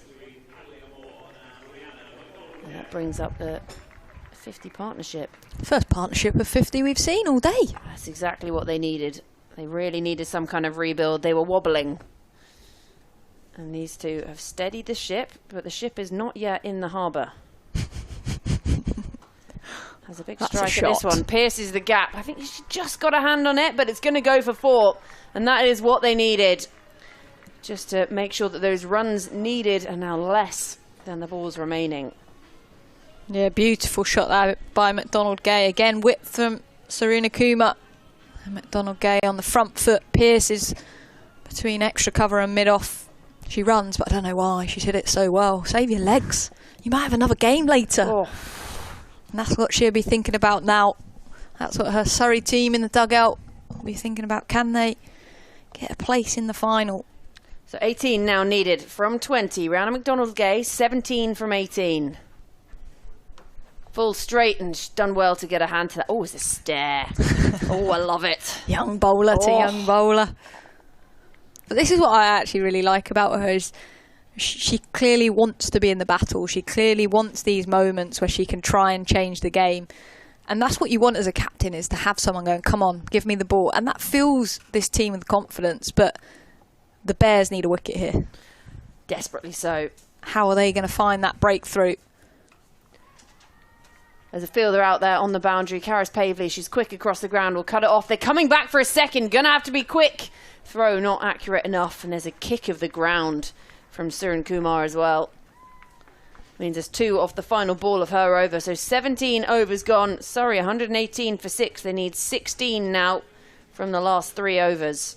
And they've got the wickets in hand. Yeah, brilliant running that from Surrey, putting the boundary fielders under pressure. And I think, to be honest with you, all day so far we've seen some good pieces of work in the field. And Georgia Davis is going to have to take it upon herself to find that breakthrough. She's got no choice but to throw herself into the game. She's got 2 overs to find after this over, but from a Bears perspective, the only way they're going to find this win, find their opportunity to be in a final, is to get a wicket. Goes for the reverse sweep. I like this little change up from Moore. It'll just be 1. That's all they need at the moment. It's okay. Sorry, though. They're going to want to get it done as quickly as possible, aren't they? Yeah, you don't want it to have to come down to the sort of last 5 balls at the end. Just get it done. This one just turned away into the onside. So far in this competition, I've been watching when Durham played Somerset in their game, and they needed 2 runs. Somerset needed 2 runs to win off the last over, and somehow Durham defended it to a super over. That's hurt. That has hurt, and that had some spice on it. Good stop, though. Hurts a lot less when it makes it a dot ball. I'd love to see a super over here today. Oh, yeah. I love a super over. Yeah, we'll take it. 15 off 15. We could see one in this game. Top edge this time. Oh, no. Doesn't find any bat. Wide down the leg side. Georgia Davis not happy about that. Oh, she's changed the decision, the umpire as well. That should be 1. 14 off 14. I'm nervous and I don't know why. Yeah, I get that. Goes aerial this time. Fielder comes around, takes a catch. And crucially, it's a dot ball as well. So that's the end of Kalia Moore. And Georgia Davis, the captain, holds her nerve and she has the last laugh. Big moment, that huge moment in this game. Kalia Moore, who's played absolutely beautiful for her Surrey side, rebuilt when they were under pressure. 35 of 31 deliveries, but she doesn't see her side home. She's leaving it to someone else. Warwickshire now, the Bears are back in the game. They're in a huddle. The captain's having a word. They're having a drink. They're resetting. Could we see the Bears now get to the final? Well, we're in for a very exciting few minutes here, and it brings Alexa Stonehouse out to the middle. Well, if it's like we always say, you know, you bowl well and takes into your batting, then she's going to bish bash bosh this easy as you like. I actually saw her down at Beckenham score really well, unbeaten 32 in a match against the Blaze, a 50-over match just a few weeks ago. So we know she can wield the bat. So 2 youngsters out there in the middle, both part of that under-19 team that made the final of the first under-19 World Cup. So they know each other very well from the young international stuff and now from being at Surrey together as well. So they could try and see this one home. 14 needed from 13 now. Stonehouse, well, she always looks pretty cool, calm, collected, doesn't she? She seems like a pretty chill character. Yeah, great this, though, from Georgia Davis. 1 for 17 and 1 ball remains of her spell. She's got herself and her team back in a chance of getting to the final, but pressure's now on McDonald Gay, who's played nicely in that partnership with Kalia Moore. She's there on 20 off 23, crucially for Surrey, but over to Stonehouse. And that beats the edge. What an over. What an over from the captain. Just the 2 runs and the wicket, and that's almost played on again. So 18 overs gone. Surrey 120 for 7. They need 14 off the final 2 overs. Whew. And I'm interested who Georgia Davis is going to go to here to throw the ball to. Her bankers in Hannah Baker. She's bowled her 4 overs, 3 for 25 off 4. Sorry. Georgia Davis 1 for 17 off her 4. Very economical. The pick of the bowlers, but she's having to turn, I think, what it looks like to her seamer, Hannah Rainey, who's bowled 2 overs for 18 so far. She has picked up the wicket, but interestingly, she's the most expensive of the bowlers. But the bankers, Davis has already thrown the ball to. So, someone who, Rainey, we discussed, has been around the circuit for a while, but she hasn't had much first team experience. So, there'll be nerves there, no doubt. But she's got the support of her captain, Davis, who looks like she knows exactly what she wants from her. 3 fielders out leg side, deep cover the field. So I'm hoping to see some pace off deliveries here, because she does bang it into the pitch, but let's buckle up. Here we go, penultimate over. It is banged in this time, and it falls just in front of McDonald Gay. Came absolutely flying through Rainey to try and get the run out complete. Yeah, just everyone needs to take a breath, I think. Like, even the bowler there, like, they haven't intended to run. She tried to throw at the stumps. That could have easily hit the stumps, ricocheted off, given them the 1.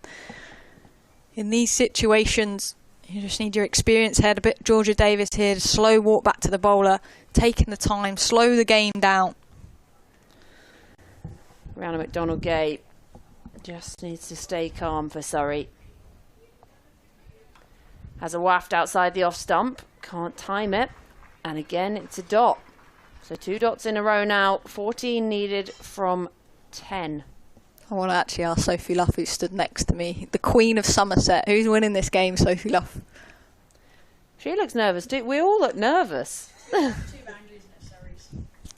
That's just such a sit on the fence answer, isn't it? 2 boundaries and it's Surrey's. On that fence over there. You chill out there, Sophie Luff. Do you want a cushion for that fence? Fuller this time and squirted away into the onside, so they'll come through for 1. McDonald Gay there looking to turn blind and set off for a second, but luckily Alexa Sloanhouse, she's had a ball to think about it, and she's still thinking Surrey. Okay. Well, they need 13 from 9. Stonehouse yet to get off the mark, but actually I've seen her hit some very big 6s as well. She can do that today. Connect with 1, get them into the single figures, but we don't want them to have to go. They don't want to have to go to that final over, and it looks like they're going to have to. They need to find a boundary. There it finds the edge, and it's just beaten. Did it find it? A glove, and now they're going to come back for a second, and Emily Windsor is gesticulating next to me. Someone hold the ball. Someone hold the ball. It's now hit the stumps at the other end. They've come through for an extra run before that. It's all going on. And Emily Windsor is head in hands in the commentary box. Well, firstly, that was a phenomenal effort from that Wraith behind the stump. She saved a certain 4 there, but that should have been 1 run. And brainless Millie Taylor just shies at the stumps. Hold the ball. This is what happens though, isn't it? It's finals. They stump, she's way in. It ricochets. And they come through for 2. 11 now needed from 8. That's just stuck in the hand. Trying to go for the slower ball. Well wide. Bonus run. 10 needed. And an extra delivery too. Millie Taylor as well, looking up to the sky. She knows. This is what happens in finals. Hopefully from a Bears point of view that 1 run doesn't make a difference, but 10 off 8. Goes aerial this time, straight back over her head. Fielder coming round, tries to get their effort near the dive. No chance, would have needed to be about 12 foot tall to get there. And well, how much is that going to cost, that extra run earlier, and just swinging it back in Surrey's direction. Alexa Stonehouse is just so cool, calm, collected. It's the Gen Zs, you know. Good shot though, isn't it? Slightly over pitched, having the confidence to put your hands through it, hit back straight. It's a very big pocket actually straight, because mid-on's so wide. to try and protect that mid-wicket pocket. But this is a big ball. 6 off 7. If Bears find the dot, 6 off 6, tough. The pressure's on. Worked around the corner. They're going to run the first one hard. I think they'll settle for 1. Yes, they will. So Alexa Stonehouse will be on strike for the beginning of the final over. 5 needed from 6 for Surrey to book themselves a spot in the final of the T20 Women's Cup. The first one ever. We don't know what the trophy looks like. I don't think they care what the trophy looks like as long as they're going to be in with a chance of lifting it. And We care, though. We care. And that's what matters. I want to see this trophy. I want to see the trophy. I just want the big trophy reveal. Maybe we send the Queen of Somerset round. Surely she can find a way to Maybe it's actually see just the trophy. Maybe it's actually just a statue of the Queen of Somerset. Maybe. I arrived today with Sophie Luff. And it was like... Did you get to ride in the royal carriage? I rode in the royal carriage and I pulled through the gate. And it was like she was a god here. And I mean, she is a god here, to be fair. Well, it's a chance for someone out in the middle to make themselves a god for their side. Alexa Stonehouse on strike. 5 needed from 6. Karis Pavley, she bowled the first over. She's going to bowl the last over. 1 for 15 so far today for the young left armour. So it's youngster to youngster, blonde to blonde. Left armour to the right-hander. These two know each other very well. Another two who are part of that under-19 World Cup squad back in South Africa. Pavley likes responsibility. We talked about it earlier. Just dug in to the ground this time. Squirt away. They're running the first one hard. Think about a second and decide against it wisely. 4 now needed from 5. McDonald Gay on strike. All the youngsters out in the middle. And the former under-19s. Field all out in front of the bat. Cover, long off, long on, deep mid-wicket. Will McDonald Gay look for that boundary? Does she want to get this done? 4 to win. Well, she can't time it, so it's a dot ball. And Tavina Perrin is flying in to back up. That for me, though, she's such a youngster, and to be so match aware is a fantastic asset for anyone to have. 4 off 4. Where's this going? Ella McCacken's just texted me, watching from Hampshire. Bears are going to win. She's calling it. All goes for the scoop this time. McDonald Gay doesn't time it. And they scamper through. She's not sitting on the fence like Sophie Luff. There's buys. What a phenomenal semi-final this has been so far. 3 from 3. Could do it in 1 here, Stonehouse. She's 8 from 5. You going for glory here, Georgie? I'm going for glory, always. That's why I'm in the commentary box, not out in the middle. Finds the outside edge, and that's gone through the gap, and that's going to be 4, and it's the game. Surrey are into the final. It comes off the outside edge of Alexa Stonehouse's bat. She raises her fist to the sky. It was touchy at times, but Surrey have booked themselves a spot in the final. They have beaten the Bears, and it was a tough fight in the end. But Surrey, they see themselves home, and they will be back this afternoon to play in the final. Yeah, what an absolute belter of a game that was. The first semi-final of this Women's County Cup. And Surrey qualify into the final. But for me, standout performance. That partnership between Kalia Moore and McDonald Gay saw Surrey home. And they were in a very difficult situation, chasing what we felt was an under par score. But credit to the Bears for me. They fought all the way to the end. But Surrey are there. Whew, it really had us, though, at one point, didn't it? But Surrey win it by 3 wickets in the end. An absolute valiant effort from the Bears. They put up 133, which we didn't think really at the time was going to be enough. But in those middle overs, you know what? They were well in this game, and those two held it together at the end. The youngsters, McDonald Gay finishes unbeaten on 21 from 28. Stonehouse, 12 from 6. And they win it with 2 balls remaining. So they're going to get to go away, have some lunch, do some stretches, and whatever else you have to do. If you've got to get those leg boots on, get in your ice bath, I don't know. None of that for me. Thank you very much. But they'll be very happy, and they'll be feeling buoyed that they've managed to see themselves into this final. They've come through a turbulent period in the middle, so they know they can fight through the tough bits to get into that final. So Surrey into the final, which means they will play either Lancashire or the Blaze. So, exciting times ahead, Emily Windsor. What a game we've had, though. Yeah, absolutely brilliant. I think it's great to see finals getting down to the wire like that and different people holding their hand up. You can see the excitement from the Surrey girls here, but it's about now on a finals day. When you play that first game, you've got this high, you've got this buzz of winning, and then there's now another game of cricket, which is 3 hours. So you've got to bring yourself down, but also make sure you've got enough in there to pull yourself back up, because there's always this debate. Is it better to play the back-to-back games? Whoever wins this next game is going to be on a super high and stay high.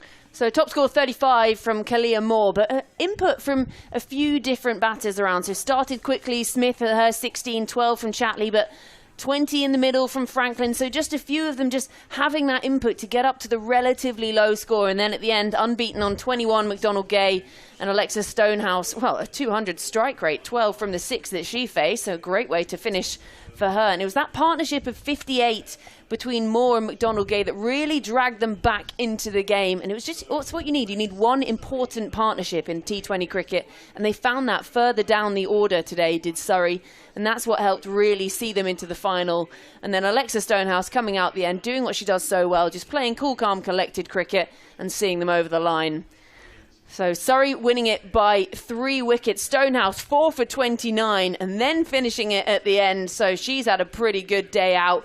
The Bears, I mean, they can go home with their heads held high. They put on a really hefty fight after only managing 133 from their 20 overs. They did well to take it deep, just couldn't quite hold it at the end. So it's Surrey women who win it by 3 wickets. They will be into the final, but soon, after we've all gone away, had some lunch, had a cool, calm, well, had a moment. We've calmed ourselves down. We will be back with semi-final number 2, which will be the Blaze taking on Lancashire. So don't go too far. We'll be back with you very soon.